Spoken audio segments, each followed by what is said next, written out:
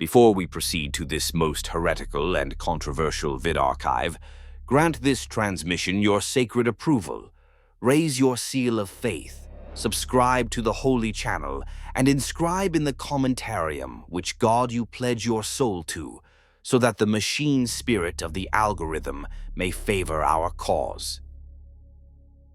We have become the monster we feared, attributed to Inquisitor Cryptmin upon ordering the sterilization of Lepidus Prime. In the grim darkness of the far future, irony is as thick as blood.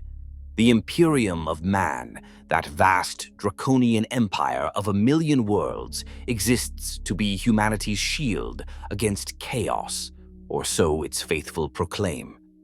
It is an empire built on zeal and sacrifice, forged in unending war against heretics, xenos, and demons. To live in the Imperium is to know fear and devotion in equal measure, to swear that every atrocity committed in the Emperor's name keeps worse horrors at bay. Yet, one cannot help but ask in a hushed, heretical whisper, has the Imperium itself become a fifth chaos power in all but name? Picture a robed ecclesiarchy preacher inciting a hive city crowd into a frenzy. Spittle flies from his lips as he extols burning the witch, purging the mutant, sacrificing all comfort and mercy. The masses roar approval, eyes shining with fanatical light. Elsewhere, imagine a general of the Astra Militarum grinding his teeth as he signs an order deploying 10 million more young soldiers to a war front that already consumed 10 million yesterday. He knows most will die screaming, nameless and unremembered, but he calls it duty.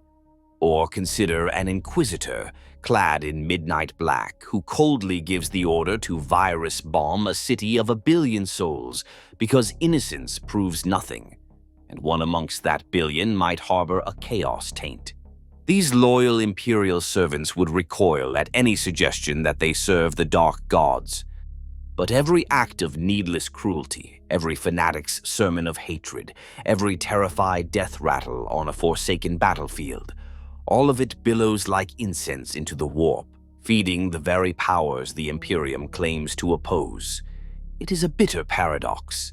The Imperium stands for order, piety, and the survival of mankind, yet it achieves these through repression, dogma, and war on a scale that rivals the worst depredations of chaos. The 4 known chaos gods, Khorne, Tzeentch, Nurgle, and Slaanesh, are nourished by the emotions and actions of mortals: bloodshed, ambition, despair, and depravity. These are the currencies chaos deals in, and the Imperium of Man mints these currencies by the ton. In trying to strangle every spark of heresy, the Imperium fans the flames of chaos. In preaching hatred and fear of the other, it saturates human minds with the very emotions that sustain the demon. In enforcing a galaxy-wide state of permanent, holy war, it offers up uncountable skulls to the throne of the blood god. We will explore in extreme depth the heretical theory that the Imperium of Man may itself function as a de facto fifth chaos power. Not an official ruinous god with its own name, the ecclesiarchs would die before whispering such blasphemy, but rather a colossal psychic edifice of misery and zeal that effectively serves to sustain the chaos gods. Through its repression, suffering, dogma, war, and the raw psychic anguish of its people, the Imperium might be the greatest supplier of fuel to the infernal fire, perhaps even gestating a new chaos divinity born of humanity's collective torment.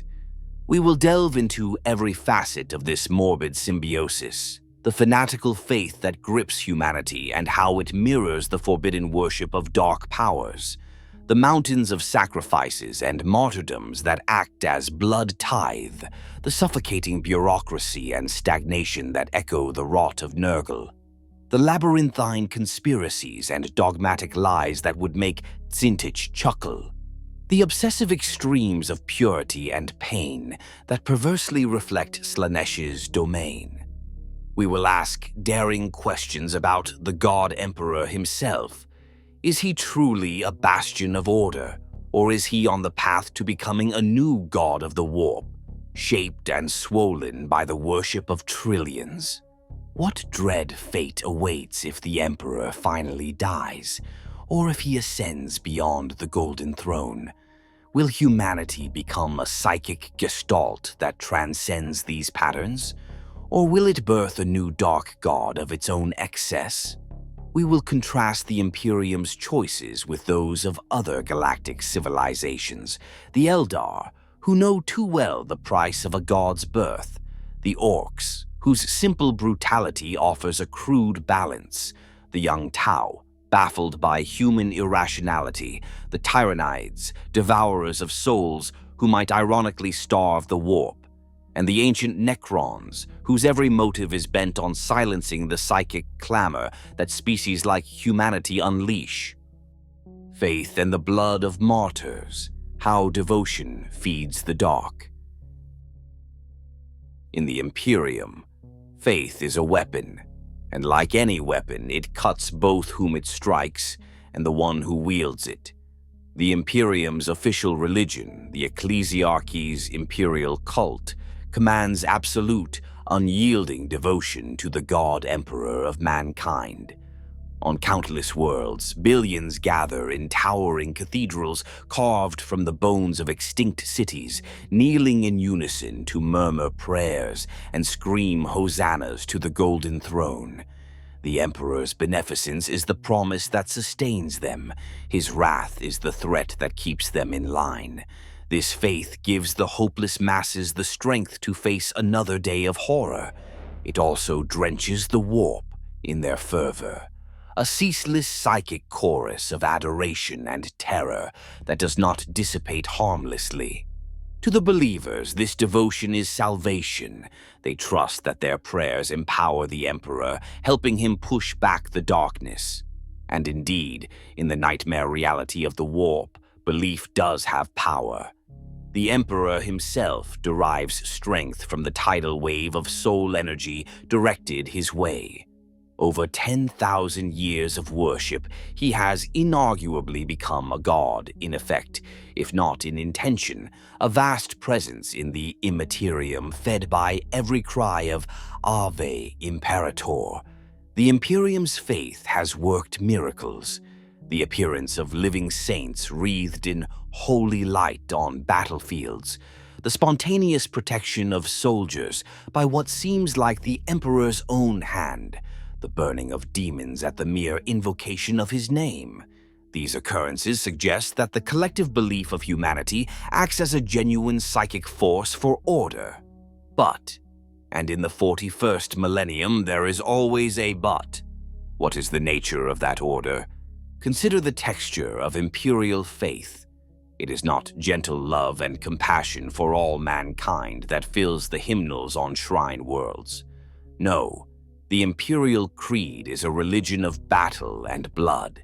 Its prayers are litanies of hatred for the alien, the heretic, the witch. Its saints are martyrs who died painful, violent deaths in the Emperor's service. Its most sacred rites often involve self-flagellation, penance by pain, or the public immolation of the unfaithful. This is a faith that exalts suffering as proof of devotion. In the grand cathedrals of the Ecclesiarchy, the stained glass windows depict not paradise or mercy, but scenes of the Emperor smiting foes with a sword of flames, or his noble angels, the Space Marines, wading through the corpses of unbelievers. It is a religion of war. Now, if one steps back and views this from the perspective of the warp, what does one see? The warp is the realm of emotion and thought, where feelings take form as entities. The imperial creed generates oceans of emotion: zealous fervor, righteous anger, the ecstasy of the martyr in their final moments, the despair of the penitent begging forgiveness. These emotions do not vanish when a preacher's voice dies out, or when a martyr's heart stops on the pyre. They imprint on the immaterium, adding to the godly energies already roiling there. And none of these emotions are calm or moderate. They are extreme, intense, and often dark. When an entire hive city of 1 billion souls works itself into a hate frenzy during a witch hunt, chanting, "Burn the heretic," as one, the psychic reverberation of that hatred swells the domain of chaos. Perhaps those citizens believe their hatred is holy, directed as it is against sin, but hatred is hatred. Khorne, the blood god, makes no distinction whether the blood spilled in anger is justified or not. Every drop and every scream empowers him. When a pious nun on a distant shrine world flogs herself raw at the altar to prove her purity, her pain, and pious zeal, twin torches of sensation shine like a beacon in the warp.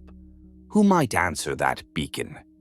Slaanesh, the dark prince of excess, finds exquisite delight not only in pleasurable excess, but also in the excess of self-denial and agony that the nun undergoes. The imperial faith teaches self-sacrifice and the sublimation of personal desire, but taken to fanatical extremes, that too feeds the hungers of chaos. Ironically, to suffer greatly for a cause, even a noble one, is to generate the same intense emotional energy that powers Slaanesh's domain of excess. He cares not if the ecstasy comes from pain or pleasure, only that it is rapturous. Faith in the Emperor also involves absolute belief in his divine righteousness and a willful blindness to doubt. Doubt is perhaps the one sin the imperial creed cannot tolerate, so every faithful citizen daily forces themselves to crush any flicker of uncertainty or individual conscience if it contradicts imperial doctrine. This collective act of self-delusion, billions of minds aggressively rejecting truth in favor of dogma, is a perverse kind of psychic unity. It aligns millions of souls on the same narrow mental track. Such concentrated willpower, fueled by fear of damnation, creates a potent energy in the warp. Tzeentch, the changer of ways, is the chaos god of belief and ambition, and yes, self-delusion. He is nourished by hope and by the grand schemes mortals weave in their minds. One might argue, does the imperial citizen who prays for deliverance and forces themselves to hope for the Emperor's salvation not also feed Tzeentch? The hope may be faint and desperate, but hope it is. Hope that the Emperor's miracles will change their horrific reality. In every fearful prayer lies a kernel of, "Please let things be different tomorrow," and that secret wish is the sweetest wine to the changer of ways. Then there is the ecclesiarchy itself, the institution of the church. A sprawling bureaucracy of cardinals, confessors, missionaries, and shrine keepers across 1 million worlds. It wields power through faith, much as the administratum does through information. The upper echelons of the ecclesiarchy live in splendor amid the starving masses, their opulent lifestyle justified as the glory of the Emperor's shepherds on display. In other words, hypocrisy and hidden greed fester under all that piety. Greed and indulgence, even when cloaked in holy vestments, radiate into the warp, perhaps tickling the senses of Slaanesh. A cardinal who secretly grows fat on tithes and surrounds himself with gold chalices and cherubic servitors is, in truth, practicing a form of excess and decadence. And those under him who see it and feel envy or resentment, their suppressed feelings curdle into spite and despair, emotions strong and bitter enough to reach Nurgle's garden or Tzeentch's tapestry. The entire edifice of the ecclesiarchy, while outwardly devoted to the Emperor, is inwardly rife with the same sins and ambitions that empower the Chaos Gods. The only difference is context. The cardinal tells himself his riches honor the god emperor's grandeur, whereas a Slaaneshi cultist in a pleasure den seeks personal gratification. But both, ultimately, are indulging ego and desire. Finally, consider the phenomenon of the living saints. In imperial lore, there are rare individuals of such pure faith that upon their deaths, usually in battle, going out in a blaze of glory, they ascend to a kind of sainthood. Sometimes they even manifest again in moments of great need, cloaked in divine light, to aid the Imperium. Saint Celestine, the living saint of the Order of Our Martyred Lady, is the most famous example. A warrior woman who has appeared multiple times, halo aglow, to turn the tide of battles against the heretic. The common faithful see this and rejoice, proof that the Emperor blesses the devout, that he sends back his chosen to defend humanity. And maybe that's exactly what it is. Or maybe it is something more complex. From a certain angle, these saints are functionally demons of the Emperor. Warp spirits formed by the overflow of faith energy, given shape by collective belief. In the same way, a bloodthirster is a fragment of Khorne's essence given form. Could it be that Saint Celestine is a fragment of the Emperor's nascent power, or a creation of humanity's hope? If one accepts that notion, then humanity has already begun to spawn its own lesser divinities through faith.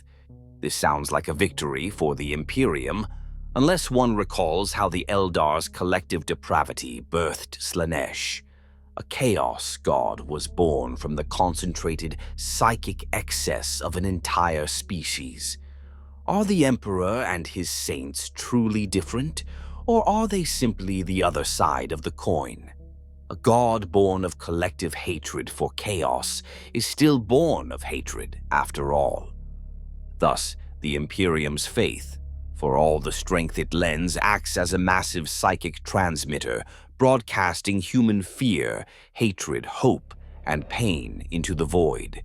It maintains the Emperor's flickering divine presence, yes, but simultaneously it feeds the hungers of the dark gods.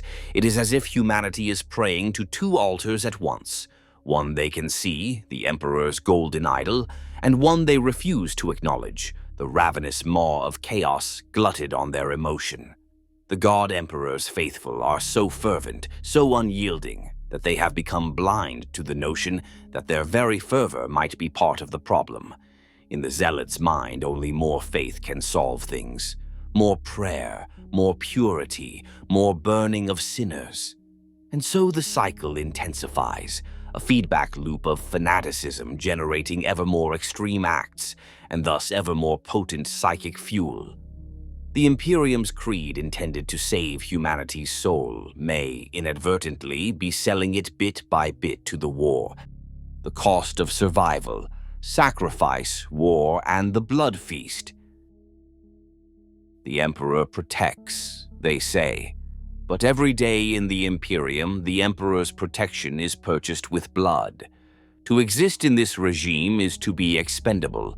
Every man, woman, and child is taught that their life is a small price to pay for the species' survival. In practical terms, this means sacrifice on an unimaginable scale is the norm.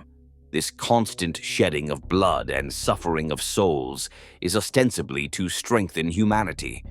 Yet, in the warp, there is a mighty entity whose dominion is literally that act of bloodletting and battle. Khorne, the blood god. Whether the blood flows from the cut throats of heretics or the disemboweled guts of loyal soldiers, Khorne does not care. It flows all the same into his thirsty realm. The Imperium's war machine is unparalleled and unrelenting.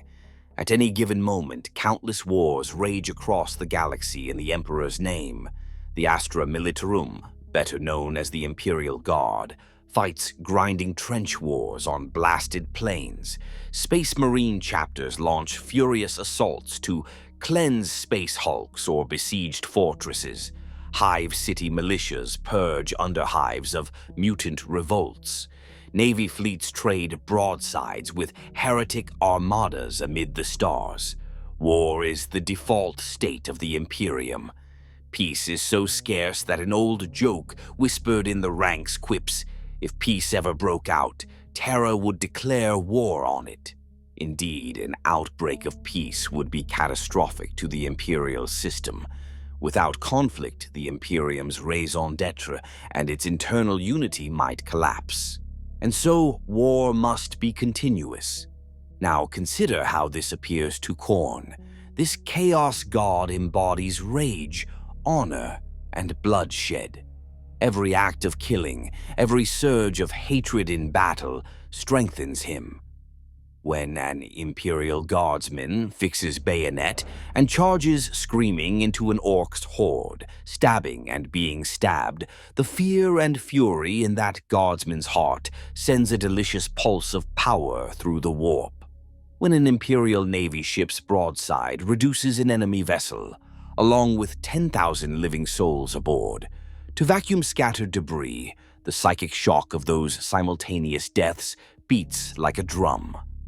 When a space marine bellows the litany of hate and cleaves a heretic in twain with a chainsword, Khorne's realm echoes with approving laughter. The tragedy, or perversity, is that these acts are necessary from the human perspective, fail to fight with total ferocity, and mankind is devoured by the galaxy's horrors. Yet the very ferocity that preserves humanity's physical existence damns its spiritual one bit by bit. Khorne is arguably the Imperium's most loyal ally, in a sick cosmic joke, for no one spills more blood for Khorne than the Imperium does. It goes further. The Imperium not only spills blood in battle, but enshrines the concept of martyrdom. To die for the Emperor is the highest honor. The Imperial cult holds up countless martyrs as exemplars, individuals who perished in particularly valorous or gruesome ways in service to the faith. From the perspective of a chaos god like Khorne, how is a martyr different from any skull offered on an altar?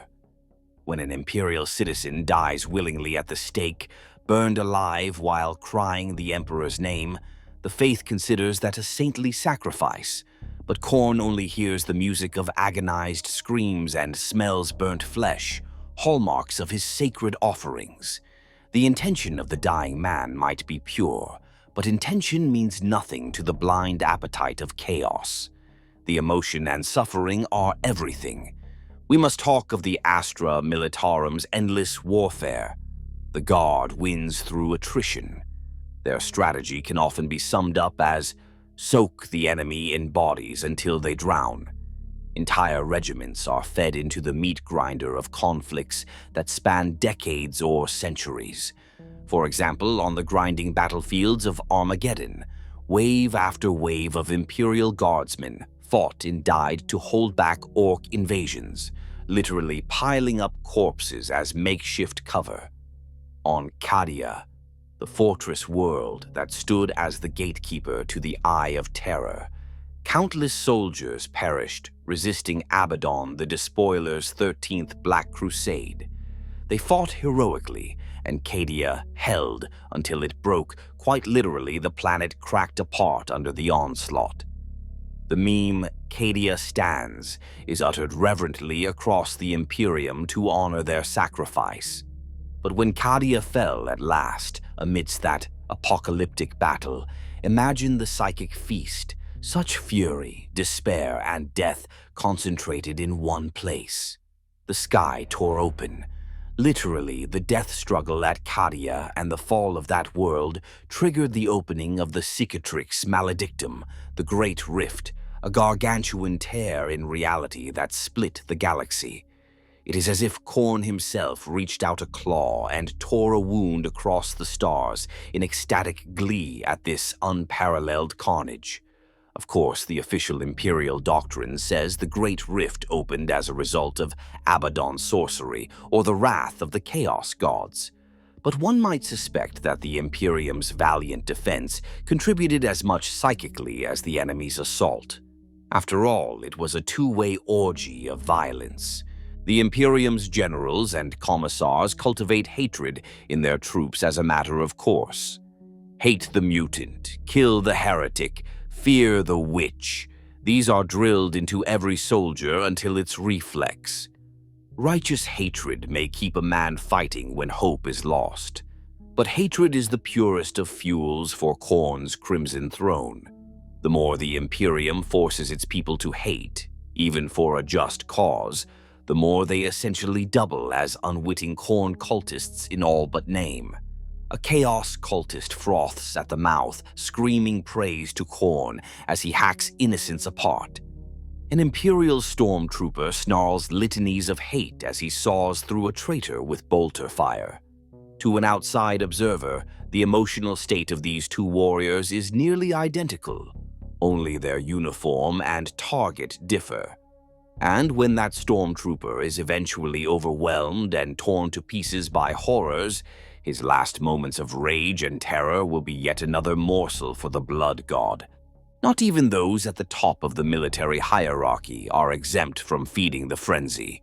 The Space Marines, the Angels of Death, genetically engineered demigods of war, are among the most loyal servants of the Emperor. They exemplify controlled fury, honor in battle, and selfless service, yet even they have their chapter cults and war god-like rituals.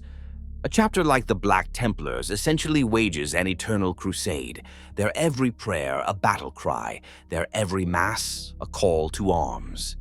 It is commendable zeal, and also exactly the mindset Khorne cherishes. The tragic fall of many Space Marine legions to chaos during the Horus Heresy is proof of how fine the line can be. The World Eater's Legion, once proud servants of mankind, gave themselves wholly to Khorne's rage and became his devoted butchers. But even some loyal chapters skirt perilously close. The Blood Angels wrestle with a curse of bloodlust and a thirst for violence that, if not contained, could turn them into raving berserkers no different from Khorne's minions.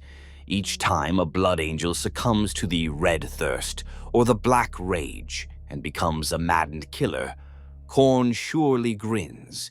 The sons of Sanguinius provide him skulls whether they intend to or not. Then there are the more literal sacrifices that underpin the Imperium. Beyond the battlefield casualties, the Imperium has institutionalized sacrificial death as part of its functioning. The most glaring example, the Astronomicon, the psychic beacon on Terra that guides all Imperial ships through the warp. This beacon is powered by a choir of psychers, and to keep it shining, 1,000 psychers a day are sacrificed to the Emperor. Yes, each day, black ships of the Inquisition unload their cargo of unfortunate souls on Terra's docks. The witches and psychers collected from every corner of the Imperium are fed into the Golden Throne's sustenance protocols. They die in their hundreds and thousands, their life essence drained into the Emperor to fuel his light. It is perhaps the greatest ritual sacrifice ever conceived, ongoing for 10 millennia. The rationale is that these psychers' strength is needed to empower the Emperor and thus enable warp navigation and communications. Without it, humanity would collapse. True. But from the warp's perspective, what an immense daily feast. The agony and fear of 1,000 psychers, most of whom are terrified and unwilling, snuffed out and offered up en masse. In another context, if a chaos cult sacrificed 1,000 souls a day to a bloodthirsty god, we would have no doubt that a new demon or warp storm would soon manifest from such slaughter. The Imperium performs this on the regular under the euphemism of the Emperor's mercy. As many of these psychers are told, their soul will become one with the God Emperor. A cold comfort as they are drained to a husk. It is industrialized, bureaucratized human sacrifice. If one listens closely, one might almost hear Khorne's approving roar under the prayers of the sigillite priests who oversee the process. The fact that this sacrifice is for a presumably noble end, maintaining the Astronomicon, does not change its raw psychic effect. In the Immaterium, death is death, pain is pain, whether it happens on an altar of chaos or in the bowels of the Imperial Palace. And what of those psychers not sacrificed? Many undergo the ritual of soul binding, where the Emperor psychically brands and tames them for service. like the astropaths who send telepathic messages across the stars. The soul binding often blinds those psykers physically, searing out their eyes, and can mutilate their minds. The survivors, broken and reshaped, then chant endless hymns to the Emperor while serving as living communication relays. This too is a kind of sacrifice. They sacrifice their sight, sometimes their sanity, for the Imperium's functioning. Their constant psychic chant, essentially a never-ending prayer, again floods the warp with fervent and likely pain-tinged emotion. Inquisitorial tithe of lives, mass conscription that empties whole continents of young men and women who will never return. Penal legions strapped with explosive collars and sent running at enemy gun emplacements as suicidal distractions. The examples are endless. The Imperium's engine is greased with human blood. When examined without the lens of justification, it's a charnel house that makes the rituals of chaos cults look amateurish. The Imperium kills not in the hundreds or thousands as a heretic cult might, but in the billions. It kills its enemies. It kills its own, through neglect or calculation. It even kills as a method of governance, exterminating entire populations to stop a contagion or an idea. Each death, each howl of misery, echoes beyond the veil of reality. It is for this reason that some who have studied the nature of chaos argue that the dark gods could not ask for a finer source of sustenance than the Imperium of Man. Khorne feasts on war and rivers of red. The Imperium provides an eternally gushing fountain of it. And it's not just Khorne who benefits from the bloodshed. Chaos undivided, the symphony of all dark emotions, is enriched by war because war isn't only rage. War engenders terror, feeding the hunger of chaos in general. Despair. Nurgle laps that up, as we'll discuss soon. Schemes, every war is full of strategy and trickery, which Tzeentch savors. And acts of cruelty, which have their own perverse delights akin to Slaanesh's domain. A battlefield is a banquet with courses for each ruinous power, the fury of the charge for Khorne, the desperation of the trenches for Nurgle, the cunning tactics and desperate gambits for Tzeentch, and even the sick exhilaration some warriors feel in slaughter, a guilty pleasure that brushes Slaanesh's fingertip. If an alien observer were to watch the wars of humanity without context, they might reasonably conclude that humans worship war itself, that they have a war god who demands constant tribute. That alien would see how every imperial planetary governor's prime duty is to raise regiments for war, how every family is taught that their sons and daughters may die gloriously for the Emperor, a promise often fulfilled. How even in times of relative quiet, the Imperium scours its own worlds for internal enemies to battle. In many ways, the Imperium behaves exactly like a cult dedicated to a war god. And in the warp, intent matters less than action. Khorne is the true war god of chaos. But perhaps he barely needs more dedicated cultists when the Imperium unknowingly serves the role so completely. One might wonder, what is the alternative? Should humanity lay down its arms and embrace pacifism? That path would lead to immediate annihilation. The galaxy of the 41st millennium is too hostile for anything but ruthless defense.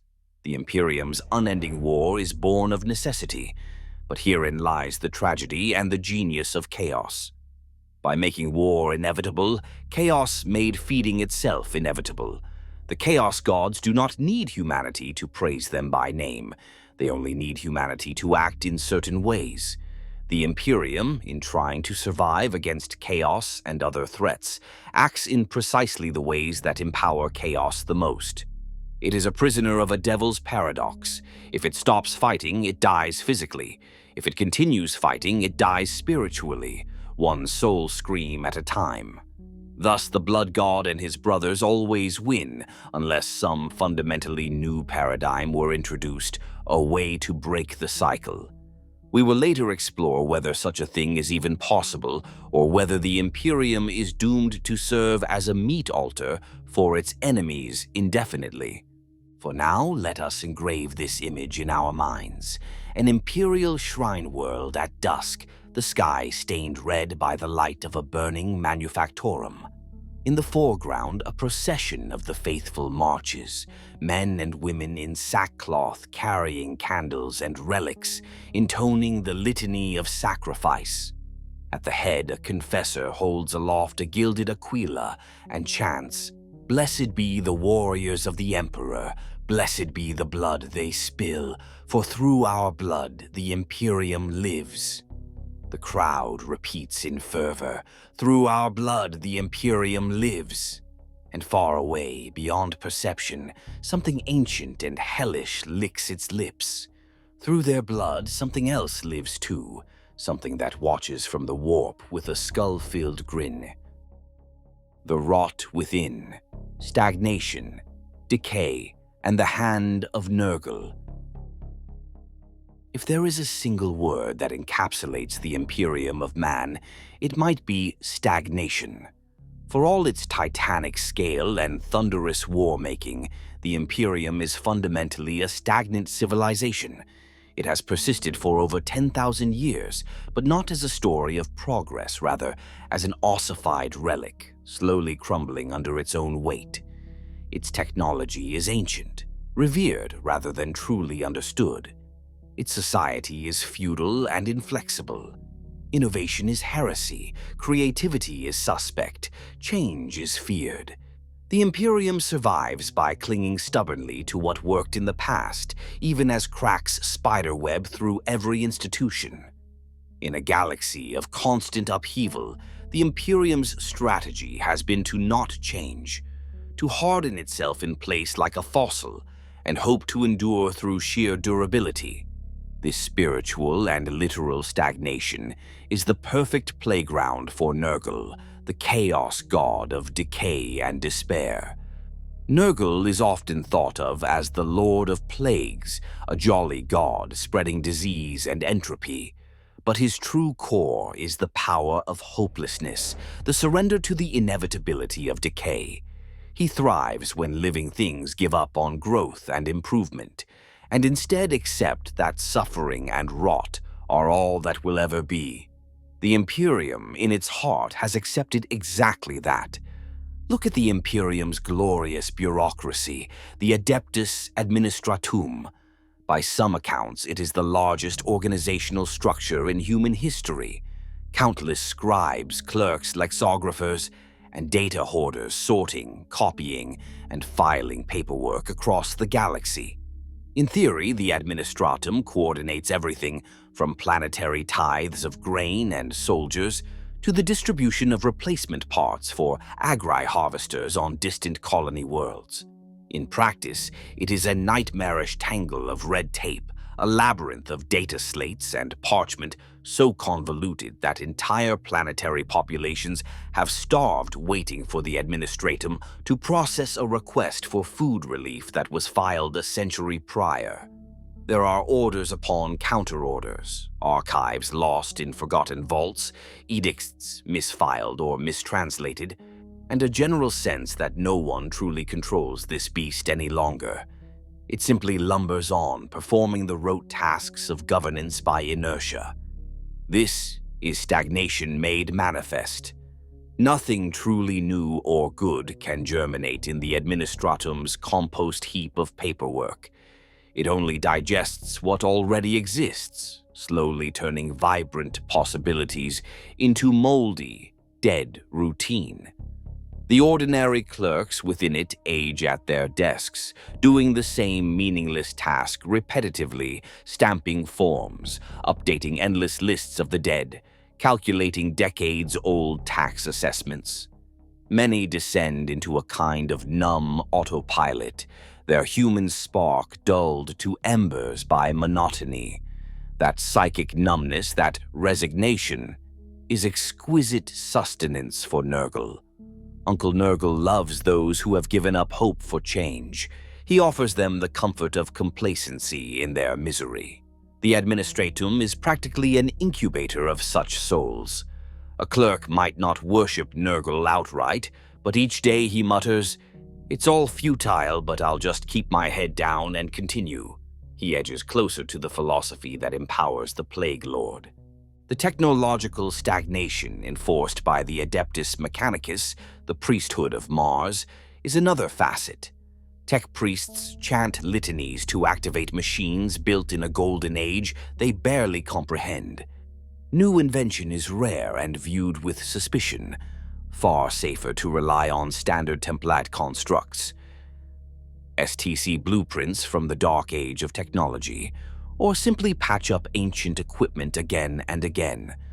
Over millennia, this means technology regresses or decays. Void ships become harder to maintain as knowledge is lost. Lost guns and farming machines alike slowly degrade as no one remembers how to fully repair or improve them. Planets like Mars and other forge worlds are coated in rust and pollutants, their surfaces a toxic wasteland of half-functioning forges and scrapyards of obsolete engines. This physical decay of infrastructure is catnip to Nurgle's aesthetic. Indeed, many of Nurgle's diseases are metaphorical as well as literal, industry blight and rust plagues that might infect machines as much as flesh. It wouldn't be far-fetched to say the Imperium's machinery is spiritually plagued. Every time a crucial piece of technology is lost because of this regression, humanity's collective despair deepens. A peasant on some agri-world sees his village's only generator finally break down after centuries, and no tech priest comes to fix it. Or worse, one comes and declares the village impure for requesting aid, then leaves. That peasant realizes life will be even harder and darker now, and he sighs and accepts it. Multiply that scene by billions, and you have a quiet, constant dirge of despairing acceptance across the Imperium. That emotion, the weary sigh, the it-can't-be-helped shoulder sag, is pure nourishment to Grandfather Nurgle, who cherishes the moment someone stops struggling and yields to the misery as their new normal. Consider also how the Imperium handles its problems through heavy-handed suppression instead of cures. If a planet shows signs of rebellion or genetic mutation, the Imperium's answer is often to lock it down, starve it with sanctions, or even virus bomb it to nothingness.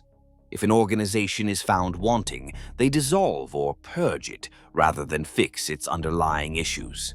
This approach might solve immediate crises, but at the cost of long-term health. It's akin to treating infection by amputating limbs one by one. Eventually, the body has no limbs left, but the infection still rages. The Imperium's fear of change leads it to endure its afflictions rather than properly address them. For example, entire hive cities on some worlds sink into poverty and disease, generation after generation living in filth and deprivation. The authorities rarely try to uplift these underhives. Instead, they build walls to contain them, or occasionally conduct a purgation sweep, killing thousands to reset the problem, which inevitably returns. This cyclical misery is textbook Nurgle, as the Lord of Decay might see it. The Imperium fosters vast petri dishes of human misery, then gleefully wallows in the pus and calls it stability. We must speak of despair outright. Despair is Nurgle's core power source.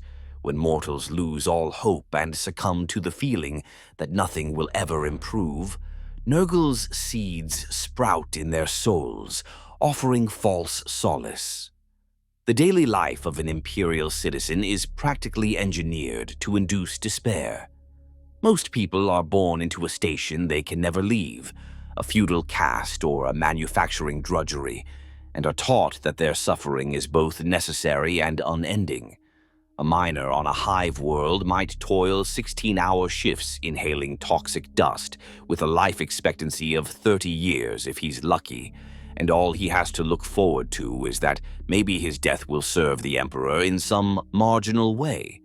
An administratum scribe might be literate and sheltered from violence, but spends his entire life copying tithes on a dead world, knowing that if he asks for reassignment or questions orders, he could be shot for insubordination. The common refrain taught is, "Better to die for the emperor than live for yourself." There is glory in that sentiment for the dutiful, but also an undercurrent. Your life will be grim and short, but that's how it is meant to be. Abandon any dreams of personal happiness or betterment. Such things are practically treason in the Imperium. This creates a spiritual atmosphere heavy with resignation. People don't dare dream of a true end to the war or a paradise in this life. They just hope their children might survive or that their suffering at least protects others somewhere. This mass resignation is what allows Nurgle's plagues of the soul to flourish. Historically, in moments of utter despair, whole populations have turned to the plague god in the false hope of relief. For instance, there are stories of besieged planets in which citizens, convinced that the emperor had abandoned them amidst famine and disease, began praying to a figure they called grandfather to save them from pain. Food appeared not to rot. The ill seemed laughing and jovial even as their flesh fell off. Nurgle had them in his embrace. The Imperium calls these plague cults and exterminates them when found. But one must ponder, what drove these people to such a point? When a father prefers to pray to a fly-ridden god for his dying child rather than to the emperor, it's because he has truly lost all faith that the Imperium cares for him. Despair made him an easy mark. And who orchestrated that despair? Arguably the very policies of neglect and oppression that the Imperium enforces. The Inquisition, interestingly, also contributes to Nurgle's domain in some ways. While the Inquisition might seem more aligned with the cunning of Tzeentch or the cruelty fueling Khorne's wars, consider their effect on the populace's psyche. Inquisitors often appear without warning on worlds, spreading paranoia and fear. They haul away citizens in the night. Neighbors denounce neighbors to prove their own loyalty. Entire communities can be executed on suspicion of infection or heresy. Living under the fear that at any moment a black-hooded inquisitor or his acolytes might declare you guilty of some invisible taint, that fosters an atmosphere of fatalism. People think, no matter what I do, if the Inquisition comes, I'm doomed. I can only wait and hope it doesn't happen. That sense of powerless waiting, expecting doom, is similar to the helplessness felt in a plague quarantine. It's the mental environment where despair blooms. Also, the Inquisition's mantra often is, hope is the first step on the road to disappointment. They drill into citizens that optimism is naive. Only vigilance and fear keep you safe. This is practically Nurgle's creed in different words. Nurgle tells his followers to abandon hope in anything but him, to accept the misery.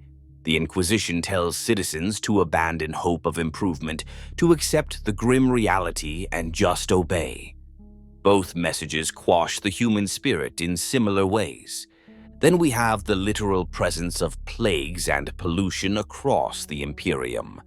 Many hive worlds have entire lower levels that are little better than toxic sumps, where diseases fester that no one has the will or means to fully eradicate. On some medieval-level Imperial worlds, diseases like the weeping pox or ash rot might periodically ravage villages, seen as divine punishments or curses, because the Imperium's far-off administration doesn't provide basic healthcare or knowledge. People survive or die as fate wills. This squalor and pestilence keeps populations weak and afraid. And sometimes Nurgle's hand is directly at work. Chaos cults or sorcerers deliberately introduce warp-borne diseases to soften a world for invasion or corruption. The famous case of the zombie plague on Subiaco Diablo, an outbreak where an entire hive was turned into shambling plague zombies, was the result of a Nurgle contagion unleashed by a cult.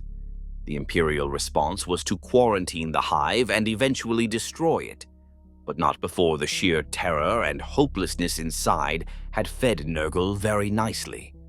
But more subtle are the everyday illnesses. In many Imperial planets, if you fall sick, the attitude is, endure it, pray for the Emperor's mercy, or die. Medicine exists, but often only for the privileged or as a matter of triage for soldiers to return to battle. The common laborer's lot is to suffer. This constant background of untreated pain leads to people either breaking, dying, or being incapacitated, which is a burden on their family who then share that despair, or numb acceptance. It's telling that Nurgle's followers often describe feeling a weird joy, or at least complacency in their rotten state, because Nurgle takes away their anxiety about it. They revel in the stench since they've given up on health. How far off is that from an exhausted hive worker saying, "It is what it is, life is filth and pain, but at least we're still here"? The difference is mainly that the hive worker still nominally prays to the Emperor, whereas the Nurgle cultist has personified the filth as his god. But emotionally, they may not be so different. To be fair, not every corner of the Imperium is a smog-choked hellhole of despair. There are paradise worlds for the wealthy, relatively well-run colonies, even prosperous forge worlds. But almost invariably, those havens of order and health are exclusive, isolated, or temporary. The broader trend is that the Imperium's own policies and the sheer attrition of ages drag everything toward decay. We can also talk about the Age of Apostasy and other historical low points. In the Age of Apostasy, roughly M36, the Imperium was racked by internal corruption and civil war under the tyrannical rule of High Lord Goj Vander. The cruelty and excess of that period are legendary, but equally so is how the Imperium stagnated and rotted from within during his reign. Infrastructure faltered. Worlds were cut off due to maladministration. Famine and pox spread as ecclesiarchal and secular authorities were busy massacring each other's followers. It was said that in those days, many planets simply withered on the vine, unnoticed by Terra, their people reduced to starving wretches praying for deliverance that never came. If one were cynical, one could imagine Nurgle lounging upon his throne of filth, belly-laughing contentedly, for the whole Imperium seemed gripped by a psychic miasma of despair and decay. Even after Vandir was deposed and reforms instituted by Sebastian Thor and the new moderated ecclesiarchy, the fundamental feudal rigidness of the Imperium remained. In some ways, it had too much change might invite chaos. But thus, the Imperium's basic character emerged from that era more resolute in being static. Never again, they said, meaning never let such civil upheaval happen, which translated to never allow significant deviations. Better to let things rot quietly than to stir up chaos by trying to fix them, an unwritten axiom of many an imperial governor who inherits a mess and just passes it on, blaming ancient ways that cannot be altered. That mindset is Nurgle's comfort. We'll endure the rot because stirring it up is worse. There is dark humor to be found in Nurgle's relationship with the Imperium. Nurgle, if anthropomorphized, is often depicted as a gregarious, jolly figure. Papa Nurgle, who genuinely loves his children even as he infects them. He is the god who softens the sting of decay by making you okay with it. The Imperium obviously does not love its citizens in such a way. It offers no anesthesia beyond faith. But sometimes one wonders. The Imperium expects its people to live short, harsh lives and accept it because that's the way it must be. Is that so different from Nurgle's creed of accept the pain and find strange joy in it? For all the ecclesiarchy preaches that suffering ennobles and dying for the Emperor is sweet, They are essentially sugarcoating despair with religion, not fundamentally different from Nurgle sugarcoating despair with a euphoric plague. Every time an Imperial propaganda vox blares, "Your sacrifice is welcomed, your misery is an honor," it echoes Nurgle's whispers of, "Your pain is my gift, embrace it." The difference is only who is claimed to be on the receiving end, the Emperor versus Nurgle. The despair of the masses is being weaponized by the Imperium to keep them docile. Nurgle would weaponize it to turn them into his playthings. Either way, the despair is the key, and the Imperium generates an endless supply of it. In conclusion for this segment, the Imperium's calcified nature and the ubiquitous presence of hopelessness and decay in its realm make it a prime contributor to Nurgle's power. The stench of 10 millennia of fear and resignation clings to the Imperium like a shroud. Its people endure in a half-life of duty, often sick in body or spirit, but carrying on regardless because they can't imagine an alternative. That is exactly the state Nurgle wants all souls to end in. Hurt but complacent, too beaten to seek change, finding a perverse solace in the familiarity of suffering. If war is Khorne's field of milk and honey in the Imperium, then the bureaucratic drudgery and despairing populace are Nurgle's lush garden, watered by the tears of trillions who know tomorrow will not be better than today. The Great Lie, Bureaucracy, Schemes, and Tzeentch's Delight. We have seen how the Imperium's sheer brutality feeds Khorne, and how its stagnation and despair feed Nurgle. Now let us turn to Tzeentch, the changer of ways, master of sorcery, conspiracy, ambition, and yes, hope, in a twisted sense. At first glance, Tzeentch might seem at odds with the Imperium. After all, Tzeentch represents change and flux, while the Imperium resists change with every fiber. Tzeentch is the patron of schemers and mad visioneers, whereas the Imperium demands unthinking obedience. But look closer. Beneath the facade of imperial stability seethes a morass of political intrigue, deception, and secret quests for power that would make any Lord of Change proud.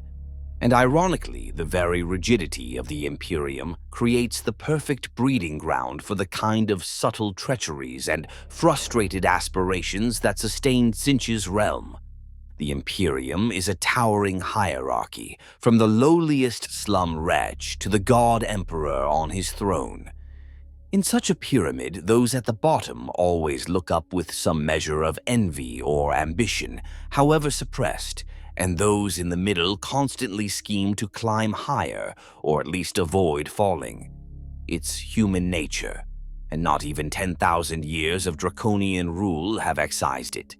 Instead, ambition and cunning have simply been channeled into acceptable forms, or driven underground. This means that for all the pious talk of unity, the Imperium's elite constantly play power games against each other. High lords backstab and outmaneuver one another in the Senatorum Imperialis on Terra. Rival inquisitors, Puritan versus Radical, Monodominant versus Xanthite, etc., engage in shadow wars of information and assassination, each convinced they act for humanity's greater good while sabotaging their colleagues.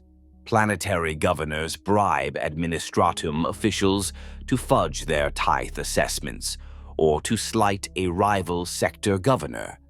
Ambitious generals and admirals inflate their battlefield reports to win glory and promotion, spinning lies that sometimes come unraveled with disastrous consequences.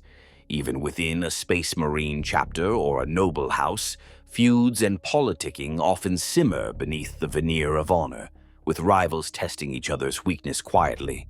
All of these machinations, lies, and manipulations, who revels in those? Tzeentch. The changer of ways feeds on the intricate tapestry of plots and secret ambitions. every conspiracy hatched in the dark of an underhive gang lord's den, every whispered court intrigue in the palaces of Segmentum Command is like a precious thread in Tzeentch's ever-changing weave. To him, the content of the plan, loyalist or traitorous, doesn't matter. It's the scheming itself, the desire to alter the status quo to one's advantage, the play of deception and counter-deception that generates power for his domain. The Imperium is drowning in deception. Start at the top. The very existence of chaos is officially a secret to the masses. The Emperor is worshipped as a god, but the truth of his current state, half dead, sustained by mechanisms, is hidden from nearly everyone. The Inquisition ensures that common citizens have no idea what demons really are. Any encounter is wiped from record and memory if possible. Education in the Imperium is mostly propaganda and half-truths, carefully curated to maintain order. Thus, virtually every citizen lives in a constructed reality. They might know life is awful, but they believe it's all for a grand, righteous purpose, and that certain doom will come if they deviate. They are taught that aliens are unthinking monsters. Some are, but not all, yet any nuance is forbidden knowledge. That heretics are always cackling lunatics, when in fact many were common folk pushed too far, and that the Imperium's strength is boundless under the Emperor's grace, while in truth it is stretched to breaking. This grand deception is arguably necessary. Morale and fervor might collapse if everyone knew how bad things really are, or the complicated truths of history. But necessary or not, it is still a lie spanning light years and centuries. Tzeentch, as the Prince of Lies, surely savors this irony. An Imperium built on lies to protect humanity from chaos, but thereby offering lies as a feast to one of chaos's own. Consider, too, the Adeptus Mechanicus keepers of technology and science, who ironically bind themselves in ritual and superstition. They conceal knowledge behind codes and cult mystery. The Martian priesthood does not share freely what it knows even with other imperial institutions. A tech priest might have secret lore of how to repair a plasma reactor, but he'll speak of it only in clade cant or binaric dialect to fellow initiated, keeping the planetary governor utterly ignorant and dependent. Knowledge is literally hoarded, parceled out as power.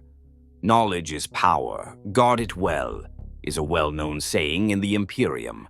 This instinct to keep knowledge secret is deeply Tzeentchian. The Lord of Sorcery delights in hidden grimoires, magical formulae recorded in indecipherable runes, secret orders of warlocks and witches.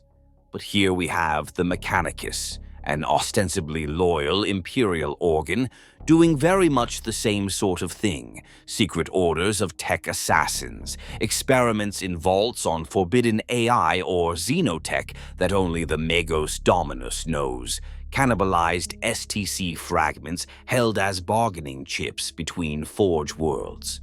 And of course, the Inquisition takes secrecy to another level. Their motto might as well be, "The truth is too dangerous for common minds."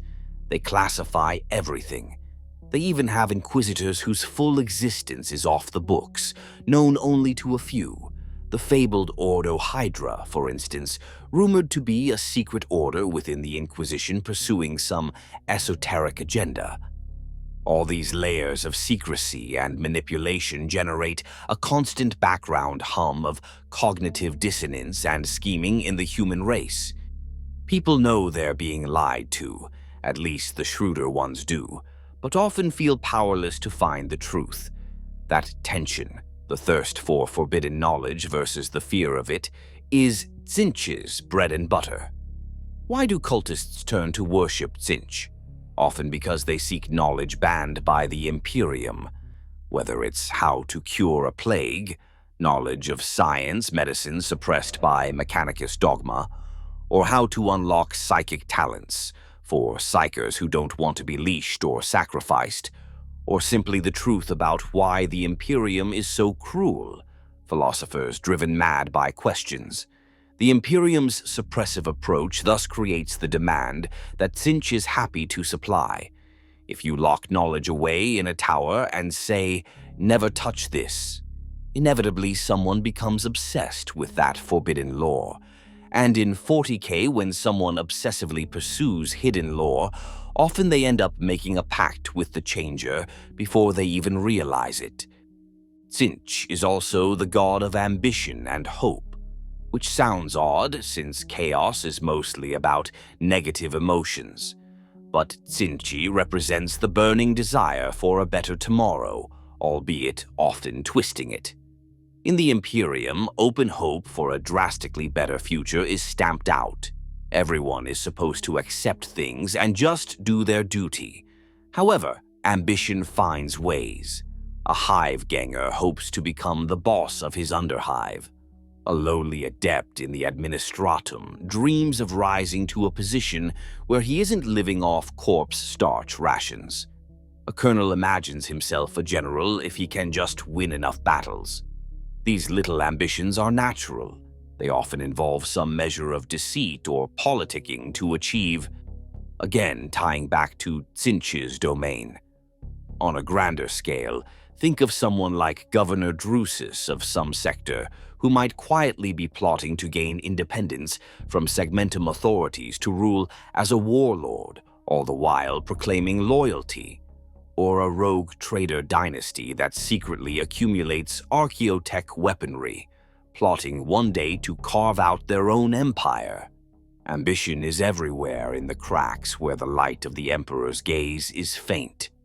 Now, the interesting thing is, Tzeentch loves both successful and thwarted ambitions.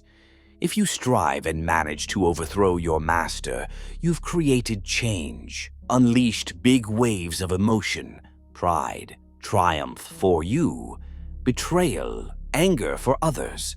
If you try but fail, you often fall into despair or resentment, which ironically might feed Nurgle or Khorne a bit. But Tzeentch got nourished during all your hopeful striving. Plus, he savors the irony of failure. The Imperium's structure ensures many more failed ambitions than successful ones because it's so rigid. So there is a never-ending cycle of people daring to want something, getting slapped down by the system, and either continuing to plot in the shadows or falling into despair or turning traitor to chaos openly. All outcomes benefit the warp in some way, but the initial impulse to hope for change was Tzeentch's moment to dine. Perhaps one of the greatest Tzeentchian elements in the Imperium is its reliance on bureaucratic obfuscation as a method of control. There's an old Terran phrase, "Bureaucracy is the epoxy that greases the wheels of progress," meant ironically.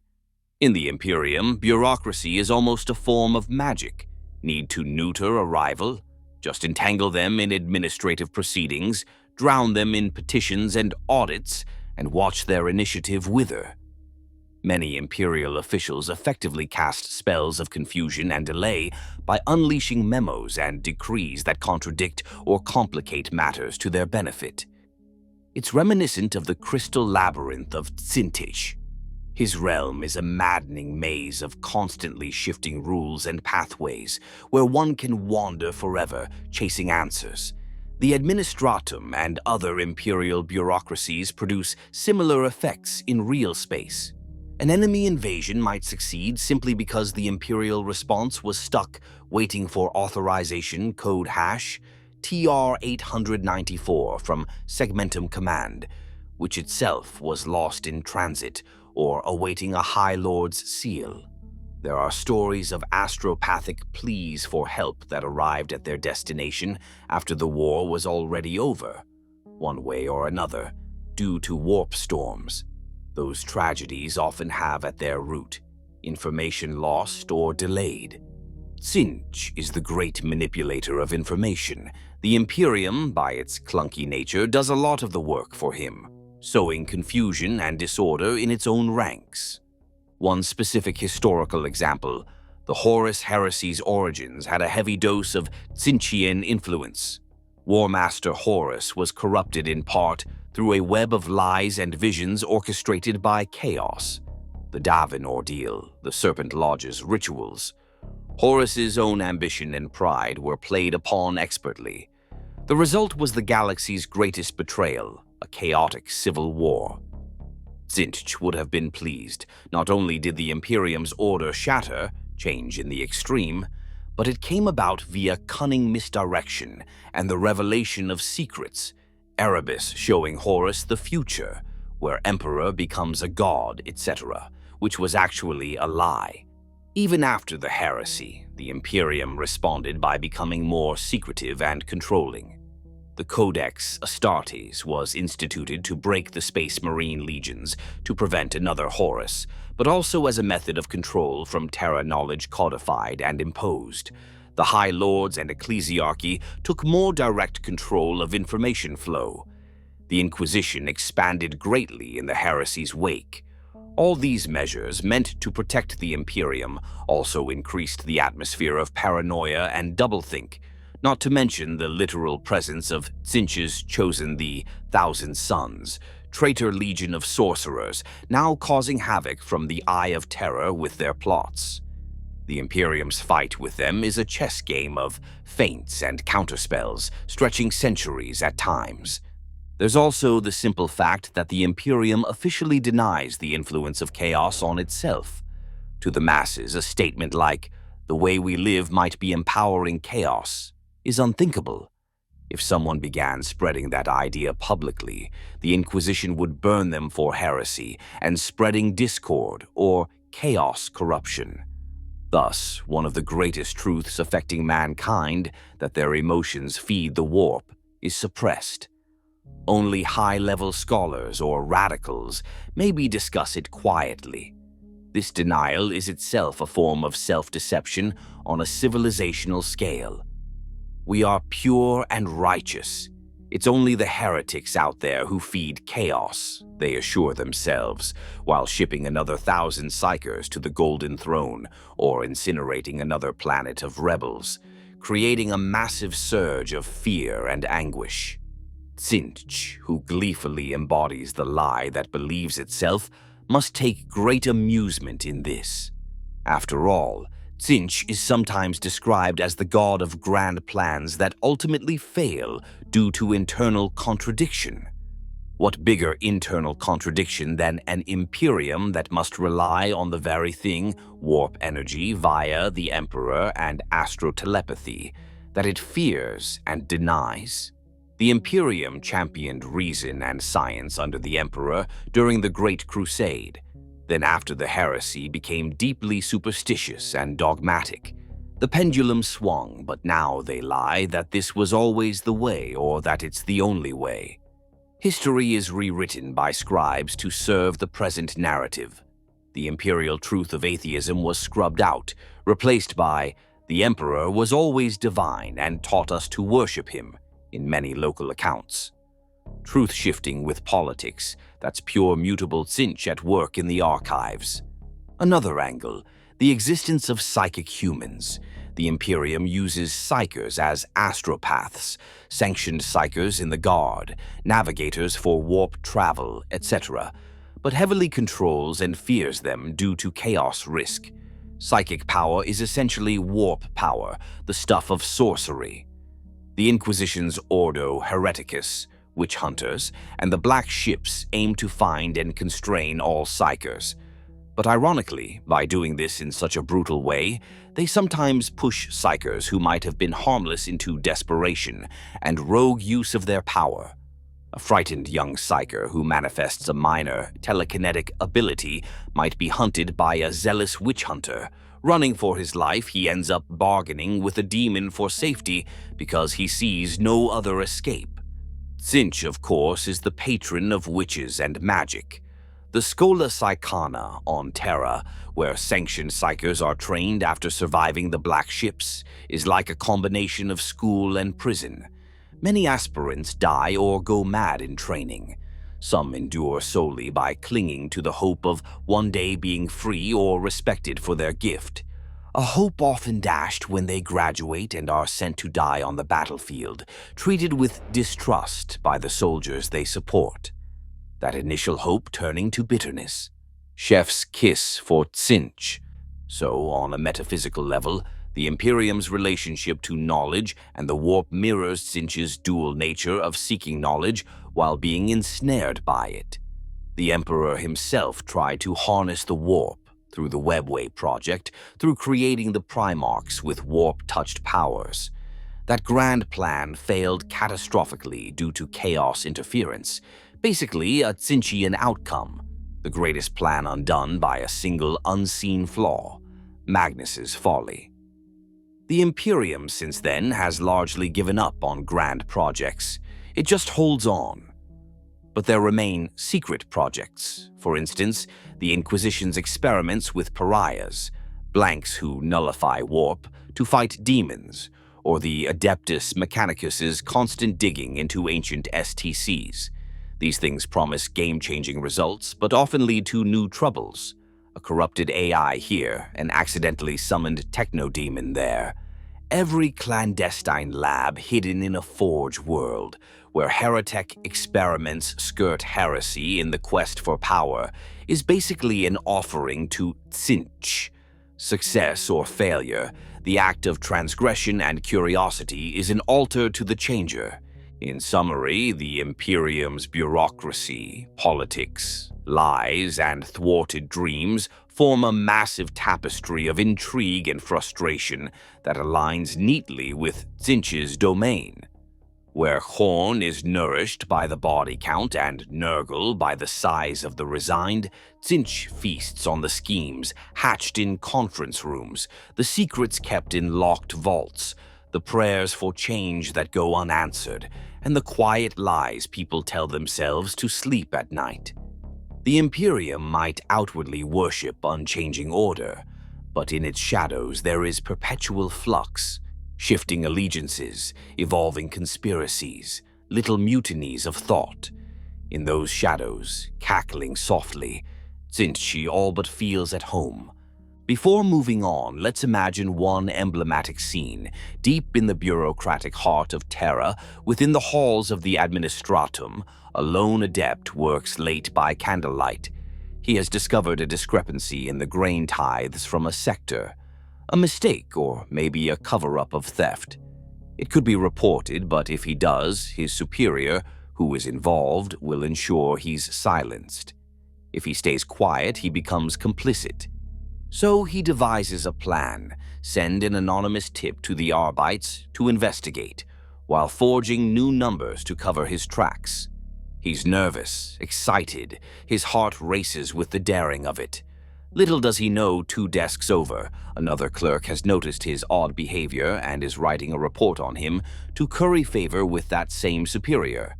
By week's end, one will betray the other and perhaps ascend a tiny rung in rank, while the other is hauled off for re-education. None of this has any impact on the grand war for humanity's survival, yet this drama plays out in millions of offices daily. Small human ambitions, tiny treacheries. Now, picture the warp beyond, shimmering with multicolored fire as each lie, each hope, each twist of the knife sends up a psychic flare. That is Tzeentch's playground, and the Imperium provides it in endless supply. Obsession and excess, the sins of Slaanesh in the Emperor's realm. Slaanesh, the Prince of Pleasure, the Dark Prince, is perhaps the hardest chaos power to directly associate with the stark, repressive Imperium. After all, Slaanesh was born from the excess and decadence of the Eldar orgies of sensation, heights of artistic and hedonistic indulgence, a civilization that literally amused itself to death. The Imperium, by contrast, preaches asceticism, purity, self-denial, and rigid control of desire. Where in the Imperium's grim, gray world is there room for the lurid temptations of Slaanesh? Yet, scratch the surface, and one finds that human nature cannot be so easily extirpated. The Imperium's strictures, in fact, often drive vice and obsession into secret corners where they grow twisted and extreme. Repression breeds obsession, and obsession is the domain of Slaanesh as much as carnal indulgence is. Furthermore, the Imperium's demand for absolute devotion in all things, to be the perfect soldier, the perfect believer, the perfect worker, is itself a form of obsession that can border on the pathological. Slaanesh is the chaos god of excess, which includes not just excessive pleasure, but excessive single-mindedness, the taking of any behavior or desire to grotesque extremes. And in that light, the Imperium has plenty to offer. First, consider the culture of pain and penance in the Imperial Creed. Many devout worshippers practice flagellation, wearing hair shirts, fasting to the point of emaciation, or other self-mortifications to prove their faith and purify their souls. The Sisters of Battle, Adeptus Sororitas, exemplars of imperial piety, are known to scourge themselves, to endure agony with stoic fervor as a test of devotion. There are entire subcults like the Flagellants of Thorian, who wander from planet to planet, whipping themselves and any who join their processions, chanting that pain brings them closer to the Emperor's light. To the Imperium, this is holy suffering, righteous and voluntary, as opposed to the depraved masochism of a heretic cultist who might whip themselves in Slaanesh's name. But remove the labels and what remains? An individual who finds spiritual ecstasy in pain. The neurons fire the same whether they say, "O God Emperor," or "O Dark Prince," at the crescendo of their agony. Slaanesh, who revels in the extremities of sensation, surely savors this dynamic. Here are millions inflicting torment upon themselves and each other, turning pain into a sacrament. That's a perversion of the natural order, if ever there was one, and Slaanesh is perversion personified. Furthermore, the imperial cult also promotes feverish mass celebrations of faith that have an almost orgiastic intensity, in terms of emotional frenzy, if not physical sexuality. Consider a grand ecclesiarchal revival on a shrine world, tens of thousands packed shoulder to shoulder in a plaza before a towering statue of the emperor. Incense smoke heavy in the air, a choir of 1,000 voices singing a hymn that builds and builds in speed and volume. The crowd sways and shouts, tears streaming down faces as they work themselves to ecstatic release, believing the emperor is with them in that moment of communal zeal. A secular observer might note the parallels to a bacchanalian rite. Though channeled into religious passion, the human body can respond to religious ecstasy similarly to sexual ecstasy. People faint, tremble, scream, even strip off clothing in some recorded cases of mass hysteria. The boundary between pious revival and ecstatic frenzy is thin, and Slaanesh lies in that border, delighted at any intense passion, whatever its source. One could argue that Slaanesh has quietly adapted to the Imperium. If pleasure and luxury are suppressed, well, fanatical devotion and battle lust are still intense sensations to feed on. Yes, battle lust that brings us to the Space Marines and elite warriors, ironically. For many Space Marines, especially certain chapters, battle is not just duty, but the ultimate experience. They were made to fight, genetically and psychologically conditioned to find purpose and even a form of fulfillment in the crucible of war. While a disciplined ultramarine captain might not admit it out loud, he might internally relish the perfect swing of his power sword, the flawless execution of a battle plan. Perfection in any art, including the art of war, is deeply tied to Slaanesh's aspect of obsession with perfect form. None exemplify that more tragically than the Emperor's children, the traitor legion that fell entirely to Slaanesh's temptations. They once sought perfection in all things: music, combat, aesthetics, an arguably noble goal taken too far. Now, as Chaos Marines, they are hedonists of pain and sensation. But among the loyalist Astartes, echoes of that drive remain in different forms. A blood angel artisan striving to paint the most beautiful portrait of Sanguinius, or a White Scars biker exulting in the adrenaline rush of high-speed assault. In those intense passions, the seeds of excess exist. The Imperium also undeniably has a social elite that, out of sight of the masses, can be extremely decadent. Hive world society is stratified. At the top are the spire nobles, the ruling families with immense wealth. On many worlds, these nobles lead lives as lavish as any pre-fall Eldar did, albeit with more gothic and morbid tastes. They throw grand balls with exotic off-world foods, entertainments that might include imported Xenos creatures in gladiatorial fights, and other diversions. Because they must show outward piety to the ecclesiarchy, their decadence is often behind closed doors, which can make it even more depraved. There are countless anecdotes of planetary governors or high nobles engaging in what the ecclesiarchy would deem heretical depravity. Feasts where the ostensible emperor's blessing ceremony devolves into drunken excess, or private orgies among the highborn who rationalize it as celebrating life before death in service. Some nobles become connoisseurs of sensations, collecting expensive off-world drugs, spook, obscura, etc., which are widespread problems in Imperium's underbellies. The drug obscura, for instance, is a known scourge, a highly addictive hallucinogen. Its users seek vivid, dreamlike experiences. The distribution of obscura is illegal but rampant in many hives, often with corrupt officials turning a blind eye as long as the laborers docilely drug themselves after their shifts, rather than foment rebellion. That quiet tolerance of a damaging pleasure to keep people sedated is absolutely playing into Slaanesh's hands. It says, "Here, citizen, you have no hope of actual joy, but you can buy chemical joy to forget your misery." And they do in droves, each lost in a haze of false bliss that Slaanesh laps up behind the veil. We should also mention art and culture in the Imperium, or the stifling thereof. Official art tends to be propagandistic, statues of heroes, murals of the Emperor's victories, hymns, and marching songs. But humanity, being creative, still produces actual art, music, poetry, holovids, etc., even if often underground.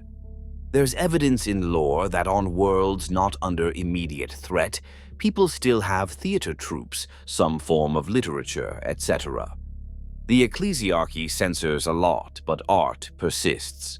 And where art is forced to toe a line, an underground counterculture often forms. Slaanesh, as a muse of extreme creativity and destructive creative passion, is known to whisper to artists, driving them to insane heights of inspiration that often end in either magnum opus or madness, or both.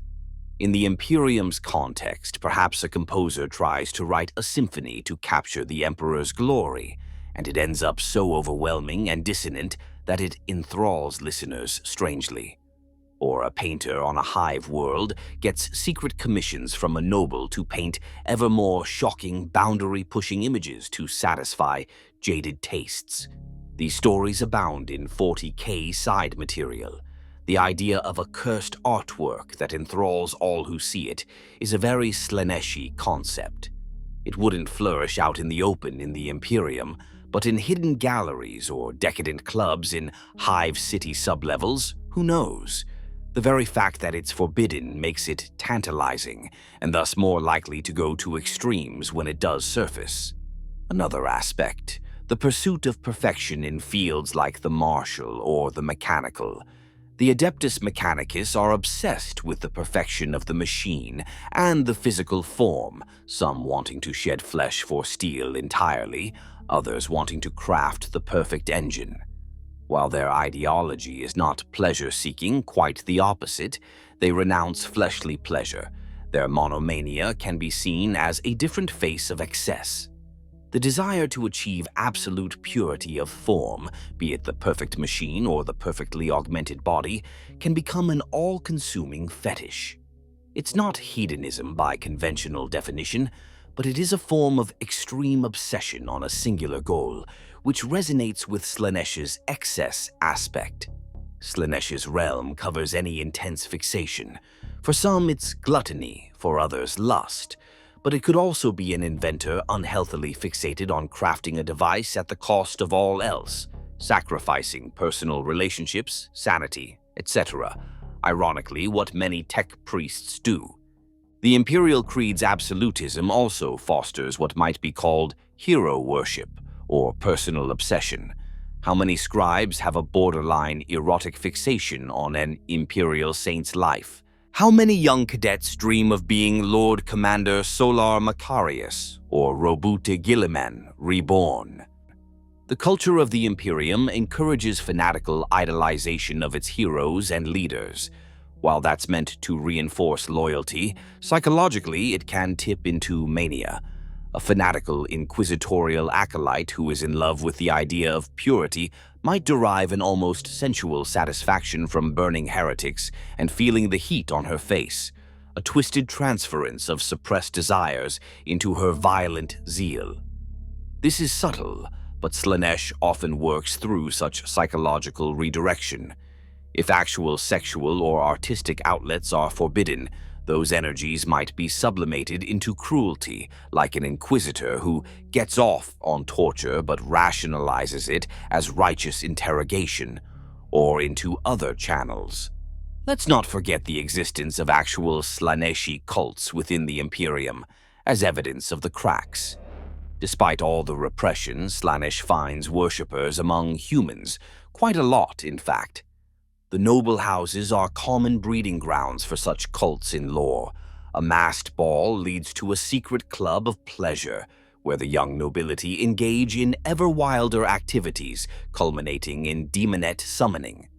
There have been chaos uprising scenarios where entire pleasure cults surface in a hive, requiring the Arbites, or Space Marines, to conduct a purging. These cults don't appear from nowhere. They are usually born from dissatisfaction with the austere norm and a craving for more. That craving is inherently human. To see a color beyond what's allowed, to feel a new sensation. The Imperium inadvertently intensifies that craving by making life so drab and painful. If you tell a population that they must never enjoy themselves except in state-sanctioned ways, like chanting in a cathedral, some portion will inevitably rebel by seeking forbidden joys. And Slaanesh stands smiling at every forbidden joy. It might be a one-night high on a drug that makes a hiver forget his hunger, or a Hive City carnival where revelers wear costumes and feel free for once. The Carnival of Blood on Samson 4, for instance, started as an innocent festival but got corrupted by a Slaaneshi cult and ended in a massacre of indulgence. We should also mention the casual cruelty and sadism that can arise in the Imperium's harsh system. Some individuals in power undoubtedly enjoy the suffering they inflict. A jailer in a penal colony who delights in flogging prisoners. A particularly vindictive commissar who executes guardsmen for the slightest sign of cowardice, not just out of duty, but because he relishes their fear. These individuals may outwardly be loyal, but in their hearts they align with the Dark Prince's love of torment. Every scream extracted for personal satisfaction, even if the excuse is discipline, is a nod to Slaanesh.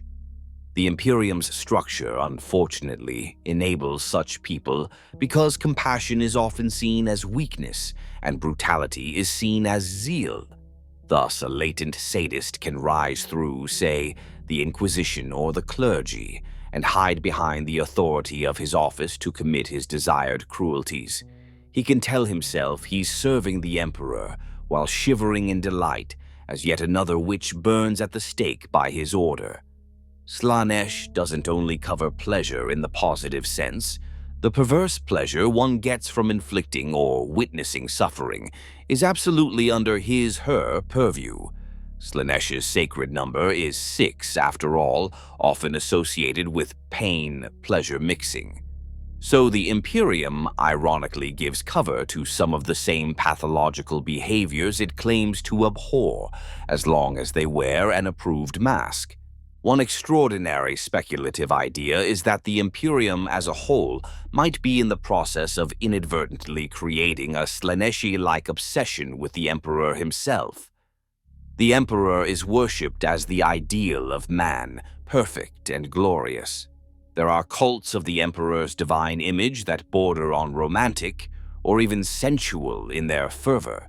Some sects of the ecclesiarchy are said to practice bride of the Emperor type rituals where devotees symbolically marry the Emperor and dedicate their love to him. While still religious, these bear a strange echo of the excess the Eldar had. They had temples of lust, etc., though for selfish aims. Here it is holy love, but all-consuming love nonetheless. The question arises, if a worshipper's love for the Emperor becomes an all-consuming obsession, is that truly a virtue, or is it a hidden vice? Slaanesh could sip from that devotion in its own way, twisting the love of beauty, the Emperor's perfection, into vanity or jealousy or fanaticism that brooks no rival. Some Sisters of Battle orders, for example, have such absolute love for the Emperor that they practically scorn any mortal authority, sometimes to violent ends. Summing up, while Slaanesh might not feast as obviously on the Imperium as the other gods do, the Imperium still mirrors and feeds Slaanesh through its extremes of denial and obsession. The grim dogma leaves humans starved for any joy, and in starvation, some go to terrible lengths to feel anything pleasurable. The constant violence provides an outlet for the thrill-seekers and sadists. The lofty ideals provide a focus for obsessive perfectionists, and the cracks in the monolithic facade allow the repressed vices to erupt in spectacularly corrupt fashion when they do break through. In the end, one might say the Imperium's soul is hardened against Slaanesh's temptations in principle, but that very hardening produces microfractures, each a tiny channel by which Slaanesh seeps in droplet by droplet. One could almost imagine Slaanesh perched like a spider at the center of a web of human sensations, occasionally plucking a strand, a noble's secret debauch here, a fanatic's self-flagellation there, savoring each rare flavor that comes through and gently encouraging it to ripen. Slaanesh may not have as fat a meal from the Imperium as Khorne or Nurgle do daily, but the Prince of Excess is patient and exquisite in taste. Sometimes a single vintage bottle is worth more than a barrel of swill, a carefully cultivated heresy of pleasure blooming in the heart of an otherwise dour world might be exactly that fine wine. And ultimately, when an imperial world falls to Slaanesh, as some have, as evidenced by the pleasure-crazed chaos populations the Imperium occasionally encounters, it's often in a sudden collapse years or decades of pent-up repression exploding into full-blown orgiastic abandon. Think of a spring wound too tight, finally snapping. In those moments, Slaanesh feasts beyond measure, gorging on a generation's worth of denied desires, unleashed at once. Thus, though more subtly, the Imperium indeed empowers Slaanesh by creating the conditions for extreme divergence between what people are and what they pretend to be. The difference between the facade and the suppressed truth is where Slaanesh lurks, smiling with needle-sharp teeth, waiting for the inevitable slip. And the sheer scale of the Imperium means even rare slips amount to thousands of opportunities a day across the galaxy. The God Emperor's shadow. Is the Imperium birthing a new power? Having dissected how each of the established chaos gods finds sustenance and uncanny reflection in the Imperium's ethos, we come to the most provocative possibility of all, the emergence of a fifth great power of the warp, born not from the usual vices, but from humanity's collective dedication to the Imperium itself. Could it be that the Imperium of Man, as an idea and institution, is coalescing into a warp entity, a nascent god, perhaps, shaped by the experiences and emotions unique to human civilization under the Imperial Creed? This idea has whispered in the halls of forbidden lore and among some heretical philosophers. Even within the Inquisition, some have mulled it, though speaking it aloud is nearly tantamount to summoning that very power. Let us examine the groundwork for such a claim. We know that chaos gods are born from the collective psychic emanations of mortal species. Khorne, Tzeentch, Nurgle. These rose over millennia as sentient beings, human and otherwise, waged war, schemed, and despaired. Slaanesh had a more singular birth, arising from the concentrated excesses of the Eldar at the height of their empire. Now consider the state of humanity. Trillions of souls spread across 1,000,000 worlds, unified in theory, in faith and purpose, under the Emperor. The psychic weight of humanity is immense. Recall earlier that the first 3 chaos gods likely drew much of their power from the rise of man. In M41, M42, humanity's presence and psychic output is greater than ever. More people and more psychers among them due to ongoing mutation. If Slaanesh's birth required billions of Eldar indulging in sync, what might billions of humans obsessing in sync accomplish? One might argue, but humans are not indulging. They are sacrificing, repressing, suffering. They aren't pouring ecstasy into the warp like the Eldar did. True, but they are pouring other potent energies in unprecedented unison. The Imperium's hallmark emotions, fervent faith, hatred of the alien, unwavering loyalty to the Emperor, the hope for salvation in death, the agony of sacrifice. These are not exactly the purview of the existing 4 chaos gods in totality. There's something novel in this mix, a kind of collectivist obsession with order and righteousness that, when twisted, might congeal into a warp power distinct from the self-indulgent chaos of the 4. Some lore-keepers have dubbed this hypothetical power the Emperor's Shadow, or even the entity of order. A tantalizing piece of evidence comes from near the end of the Horus Heresy during the Siege of Terra. As mentioned earlier, Eldar seers reportedly looked upon Terra and saw a phenomenon distressingly familiar: reality and warp intermixing around a focal point of extreme suffering and emotion, very akin to how their own actions birthed Slaanesh. Terra at that time was a charnel house of war, the Emperor's chosen, loyalists, and the arch-traitor's legions clashing, uncountable deaths, the Emperor himself in psychic anguish over his failing dream for humanity, and the fervent prayers of defenders who regarded him as a living god for the first time. It is as if all the nascent ingredients of a new god were swirling about. Some theorize that had the Emperor actually died there on Terra, slain by Horus without the outcome we know, where he survives on the Golden Throne, a new god might have indeed been born. A warp entity embodying the Emperor's unresolved psychic might, perhaps corrupted by Horus's malice or by the betrayal and tragedy of that battle. Essentially, a 5th chaos god, twisted from the Emperor's death throes and humanity's cataclysmic grief. We know, of course, the Emperor did not fully die. He was interred on the Golden Throne in a half-alive state, so that particular birth was forestalled. But the potential lingered. Interestingly, warp lore holds that time is malleable in the immaterium, and beings can retroactively always have existed from the moment they are born. Slaanesh, for instance, was said to have echoed through time's currents as both newborn in M30 and eternal. If a fifth power was on the cusp at Terra, perhaps the Emperor's survival meant that power remained stillborn, or at least dormant. What would a chaos, or warp, god, born of the Imperium's excesses look like?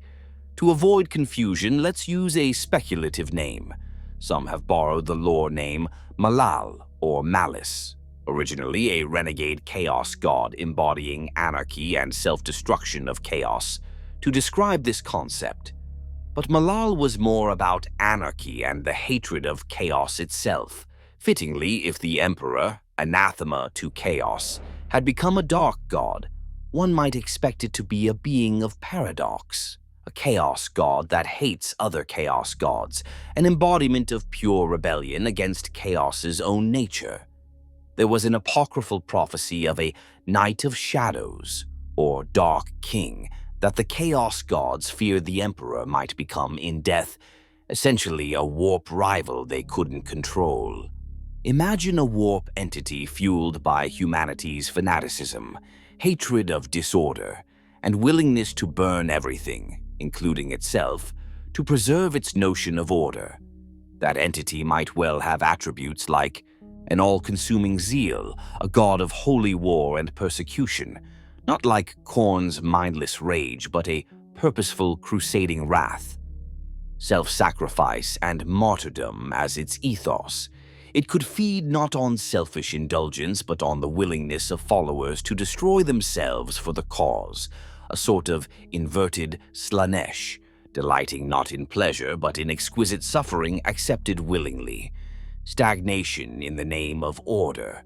Whereas Nurgle's stagnation is apathetic, this would be a militant stagnation, a refusal to change because change is heresy.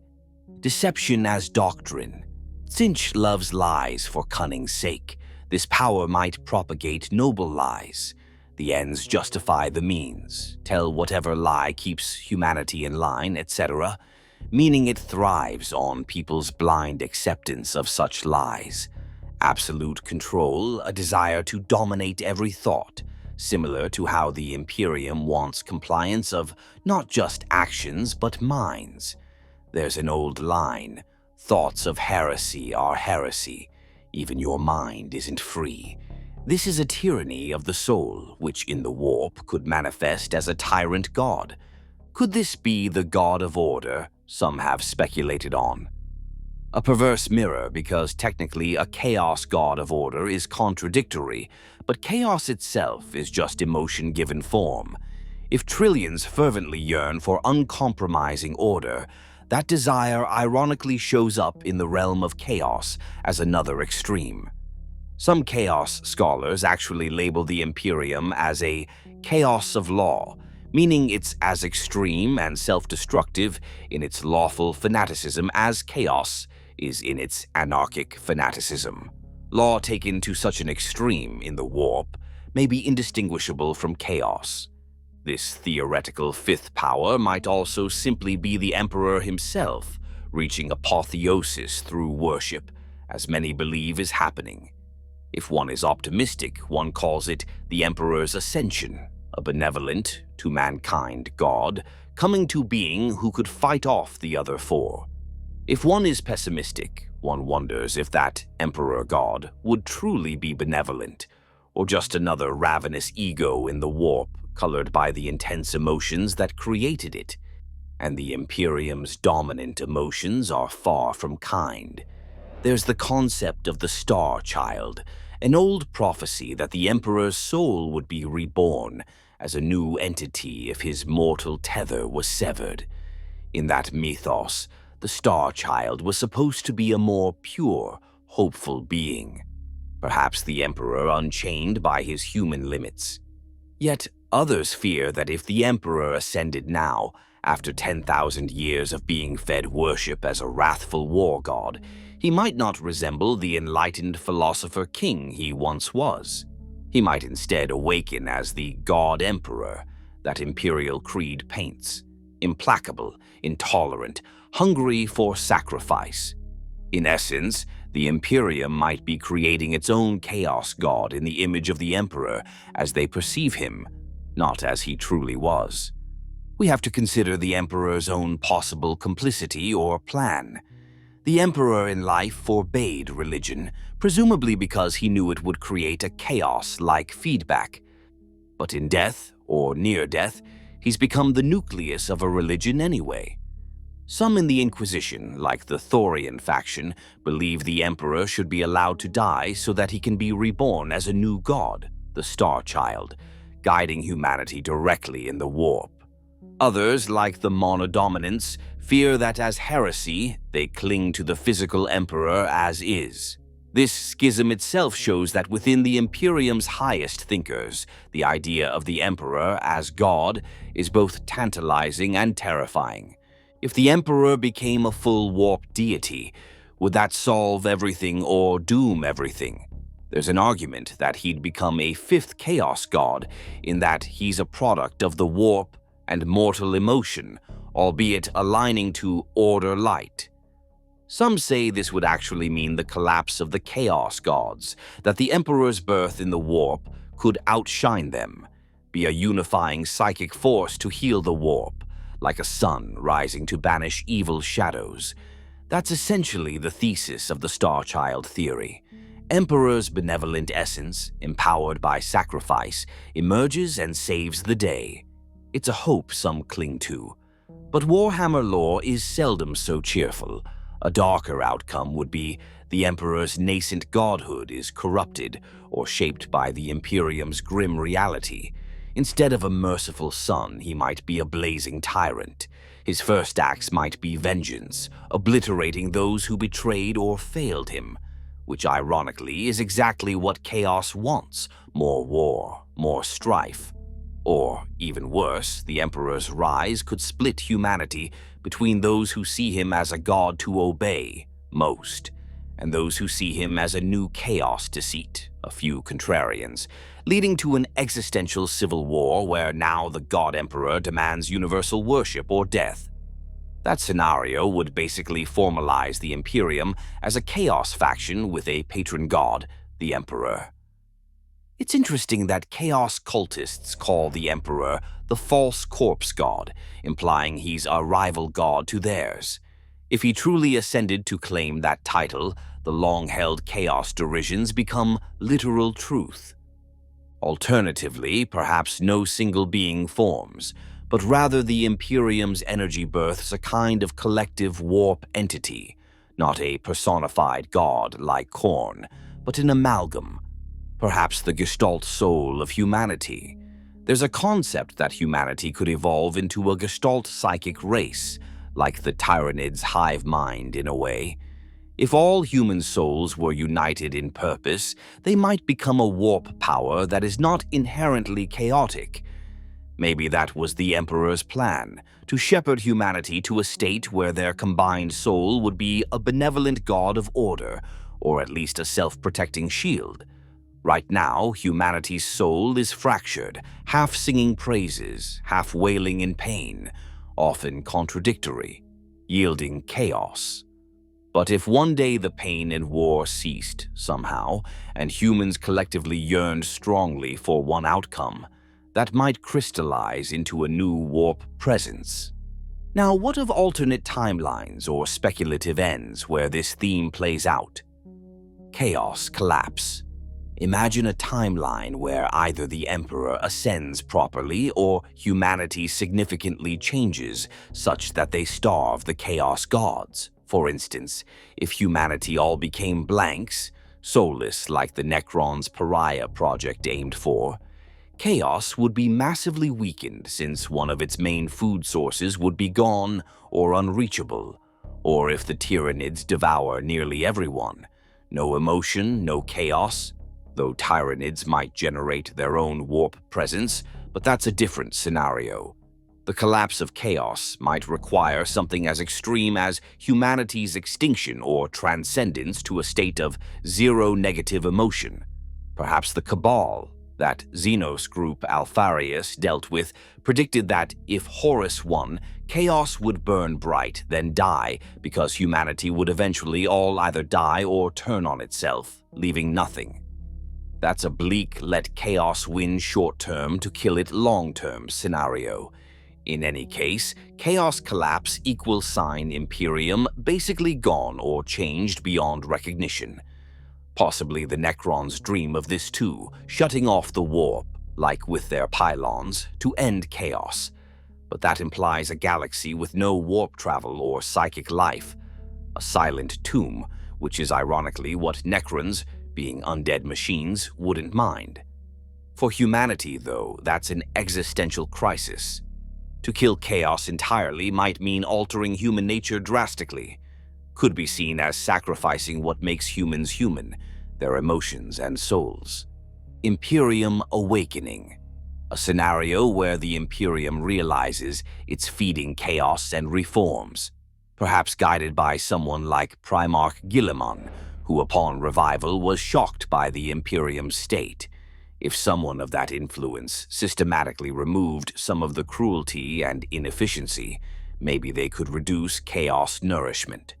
For instance, if Emperor returned and said, "No more needless sacrifice and hatred, let's unify in genuine brotherhood and understanding," maybe gradually the warp would calm as humans stop radiating so much fear and hate. It's utopian by Imperium standards, would face huge internal resistance. The institutions built on fear wouldn't relinquish easily. But an awakened Imperium might be one that tries diplomacy occasionally instead of immediate extermination, that treats its citizens with a modicum of dignity so they don't despair, that guides psychers more humanely, maybe even works with certain alien allies, like the Eldar. Some tentative alliances have happened against bigger threats. This path, while arguably wise, is so against the grain of 10 millennia of imperial culture that it almost seems more impossible than other wild scenarios. Still, maybe if enough crises push the Imperium to the brink, they adapt or die. In an awakened scenario, the Emperor's worship might change tone, from a god of vengeance to a god of illumination, like how Lorgar originally imagined Emperor worship as a positive beacon. If the tone changed across billions of minds from hatred to hope/love, chaos would certainly feel a change in diet. Tzeentch would still get hope maybe, but Khorne and Nurgle might starve significantly without constant war and misery. Full chaos. Ascension. The most grim end. The Imperium effectively falls to chaos entirely. This could mean the actual collapse of the Imperium's governance and chaos warbands overrunning Terra, like an alternate Heresy where Horus won. Or more insidiously, it could mean the Imperium still exists in name, but is so corrupt and draconian that it's indistinguishable from a chaos regime. Arguably, some planets in 40K already feel like that. Places where the population is downtrodden, sacrificed, and terrorized so badly one wonders what difference it'd make if they just openly worshipped Khorne instead of the Emperor. A fully chaos-ascended Imperium might enthrone a new chaos god. As we've discussed, either Emperor as Dark God or some imperial chaos entity. That being could unify or direct the hordes of chaos, making them even more dangerous. Perhaps all the pent-up energy would just tear reality completely, the warp flooding real space in a final apocalypse, like an age of chaos where demons permanently manifest everywhere. The 13th Black Crusade and the Great Rift were steps in that direction. Half the galaxy, Imperium Nihilus, is now in almost permanent warp night. Full ascension might mean Terra itself falls into the warp. Maybe the Golden Throne finally fails. A warp rift consumes the palace, and Terra becomes a demon world. Symbolically, that is the ultimate chaos victory, the heart of mankind turned into another Eye of Terror. In that outcome, humanity is either enslaved by chaos, kept alive to keep the buffet going, or mutated into new forms of demon thing, or just outright destroyed apart from the few who become demons or champions. It's a fate literally worse than death, because it's unending torment and degradation. There's also sideways timelines to consider. What if the Emperor never needed the throne? If Magnus hadn't broken the webway? We could have had a webway Imperium, fewer psychers sacrificed, maybe a slower increase in chaos. Possibly humanity wouldn't have devolved into theocracy. That alternate Imperium might have been less chaos-fueling, but also maybe more open to ambition, which has its own issues. If the Emperor was healed now, like if the tech priests or Guilliman found a way to regenerate his body, would he immediately impose drastic reforms? Likely yes. He might disband the ecclesiarchy, causing upheaval. But with his psychic might, he could possibly calm the warp around Terra at least. Could be salvation or new civil war if people refuse to believe it's him. Imagine the irony. Emperor returns and some fanatics call him impostor or heretic because he dismantles their church. The Sensei and Star Child. Some obscure lore mentions the Emperor had biological children, Sensei, immortal and soul pure, who could gather to sacrifice themselves to resurrect him. This is deeply apocryphal now, but it was basically Emperor reincarnates as Star Child, a new kind of warp being. If that happened behind the scenes, maybe in a far future timeline, the Emperor as Star Child might unify humanity's soul differently, maybe even take the fight to chaos on its turf. In all these theoretical threads, one common element emerges. The Imperium and chaos are locked in a morbid embrace, and any attempt to break that cycle is cataclysmic in itself. It's as if the Imperium is a part of the chaos equation now, a fifth point on the star. Remove it, and chaos's dynamic would change fundamentally.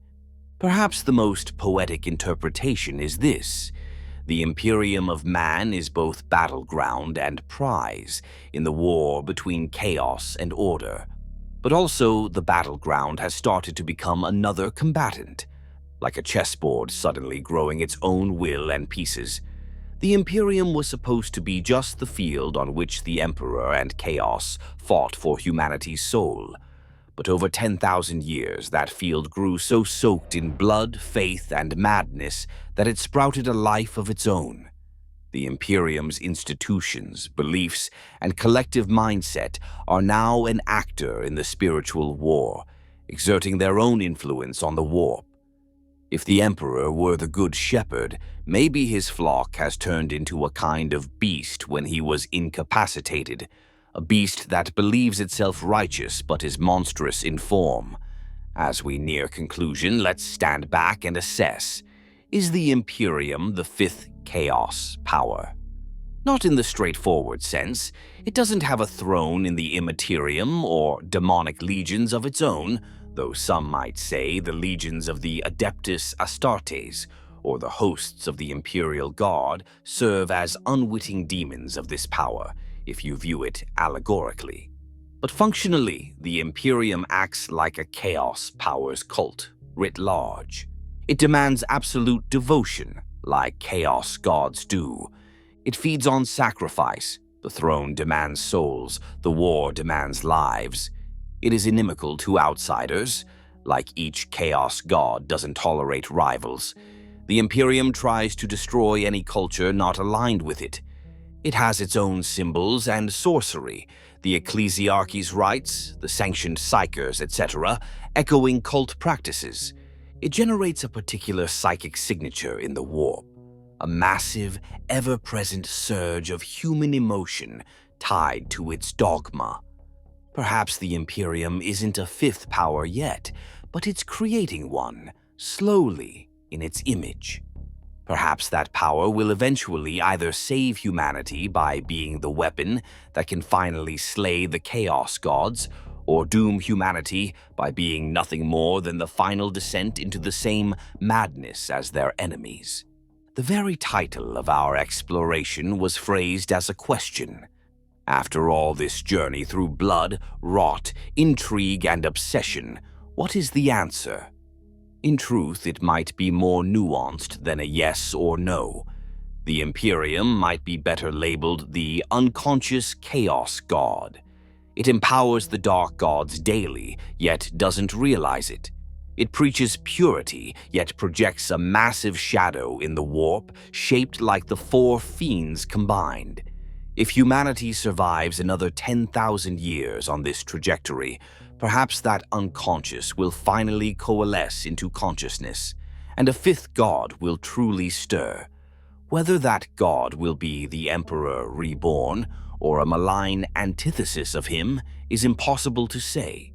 It could even be both. A schizophrenic deity torn between humanity's genuine love for the Emperor's ideals and the hateful methods they've used in his name. In our grim, mildly sarcastic monologue, we have perhaps sounded more cynical than hopeful. But let us not forget the power of choice and chance. The Warhammer universe is cruel, but it is not static. It's at a precipice as of M42, after the Great Rift. Primarch Guilliman walks again and is attempting some reforms. The Eldar have awakened a new god of their own, Iniad, the god of the dead, stirring to eventually battle Slaanesh. The Necrons are stirring with their anti-warp technology. The Tyranids press in, potentially devouring everything, which would indeed starve the warp or feed a new kind of horror. Change is afoot, and in change there's opportunity. If one day the words of an old prophecy hold true, and the fifth shall come and the eye shall close, maybe it means a fifth power, the Emperor or something akin, will rise and actually shut the eye of terror, ending the current chaos era. Or maybe it means the Imperium fully succumbs, becomes the fifth ruinous power, and in doing so ironically ceases the distinction between materium and immaterium. The Eye of Terror closes because everything becomes the Eye. Both interpretations exist in fringe tomes. As we end this essay, let it not be said we delivered only doom. The fact that we can question is itself a spark of hope. To recognize the Imperium's perilous mirror with chaos is the first step to breaking it. Perhaps if more souls in the right places had the courage to see this truth, they could alter course, even slightly, and chart a fate that isn't a closed loop of carnage feeding carnage. The Emperor once dreamed of a galaxy free of gods, where humans would own their destiny in peace and reason. That dream died at Horus's hands, but maybe, just maybe, a glimmer of it can be reclaimed. Or perhaps not. Perhaps this is all just the cynical meanderings of an overly clever heretic, and the only truth is the simple one the faithful shout, "In the grim darkness of the far future, there is only war." If so, then the conclusion is foregone. War will breed war, hatred will breed hatred, and the dark gods will glut until there's nothing left. Yet I will close with a final imagined scene, call it a vision or a warning. On Holy Terra, the sky is overcast with warp storm clouds as the last battle for humanity unfolds.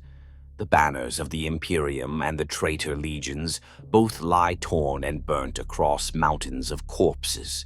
Amidst the ruins of the Imperial Palace, a colossal figure rises from a breach, not the Emperor, but a towering silhouette of golden light tinged with blood and shadow. The surviving humans, loyal and traitor alike, feel an overwhelming presence pressing on their minds. Some scream in ecstasy, others in terror. The four Chaos Gods pause in their cosmic strife, sensing a newcomer. This luminous giant has many faces flickering within it. A skull-helmed warlord, a robed pontiff, a laughing child, a weeping martyr. The collective visage of all of humanity's pain and faith. Its voice thunders across Terra, a cacophony of anger and sorrow. I am the god of empires, born of your worship and your lies. Who will deny me? And in that moment, perhaps the Chaos Gods realize the greatest irony of all, that in trying to corrupt humanity, they inadvertently midwifed a rival. Or perhaps this being merely joins their infernal pantheon as the newest dark god, and the eternal war gets an added chapter. Either way, the Imperium would have become what it hated, fully and undeniably. Is the Imperium the fifth chaos power? Not yet, not fully, but it is perilously close. It carries the seed within it, a seed watered by blood, growing in the dark loam of desperation, reaching for the light of a false promised dawn. If mankind cannot change its course, one day that seed will sprout.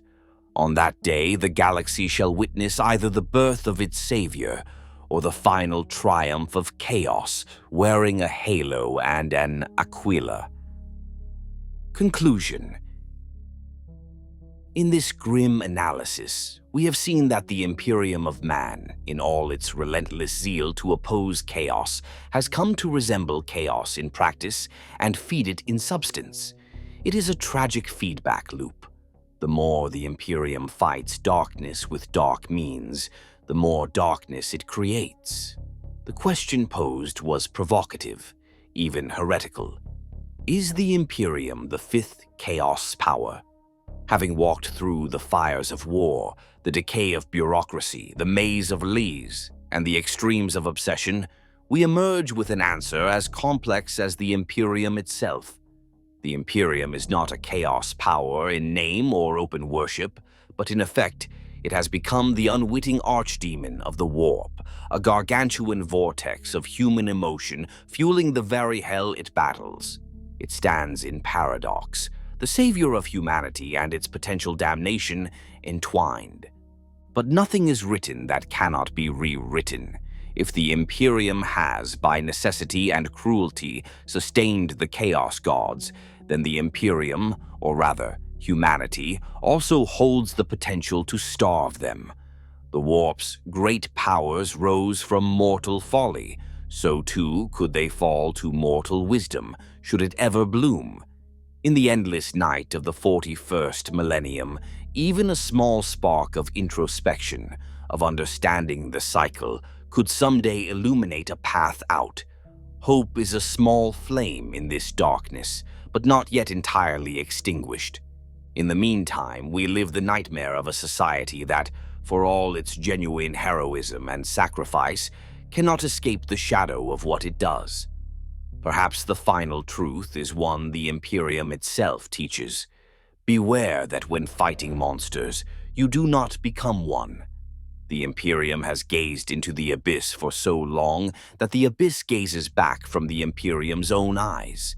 If humanity is to have any future beyond an eternity of carnage, it must find a way to break free of this dreadful symbiosis with its enemies.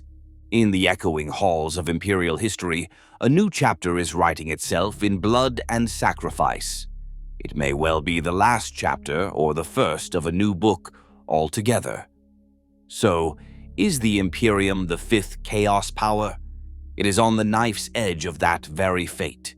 Should it fall, it would not be because chaos conquered from without, but because chaos was nurtured from within. And should it rise anew, it will be because humanity found in itself a courage greater than fear, an order not born of oppression, and a faith not poisoned by hatred. For now, the battle rages on, endlessly, absurdly, gloriously tragic. The Imperium fights and feeds the gods with the same stroke.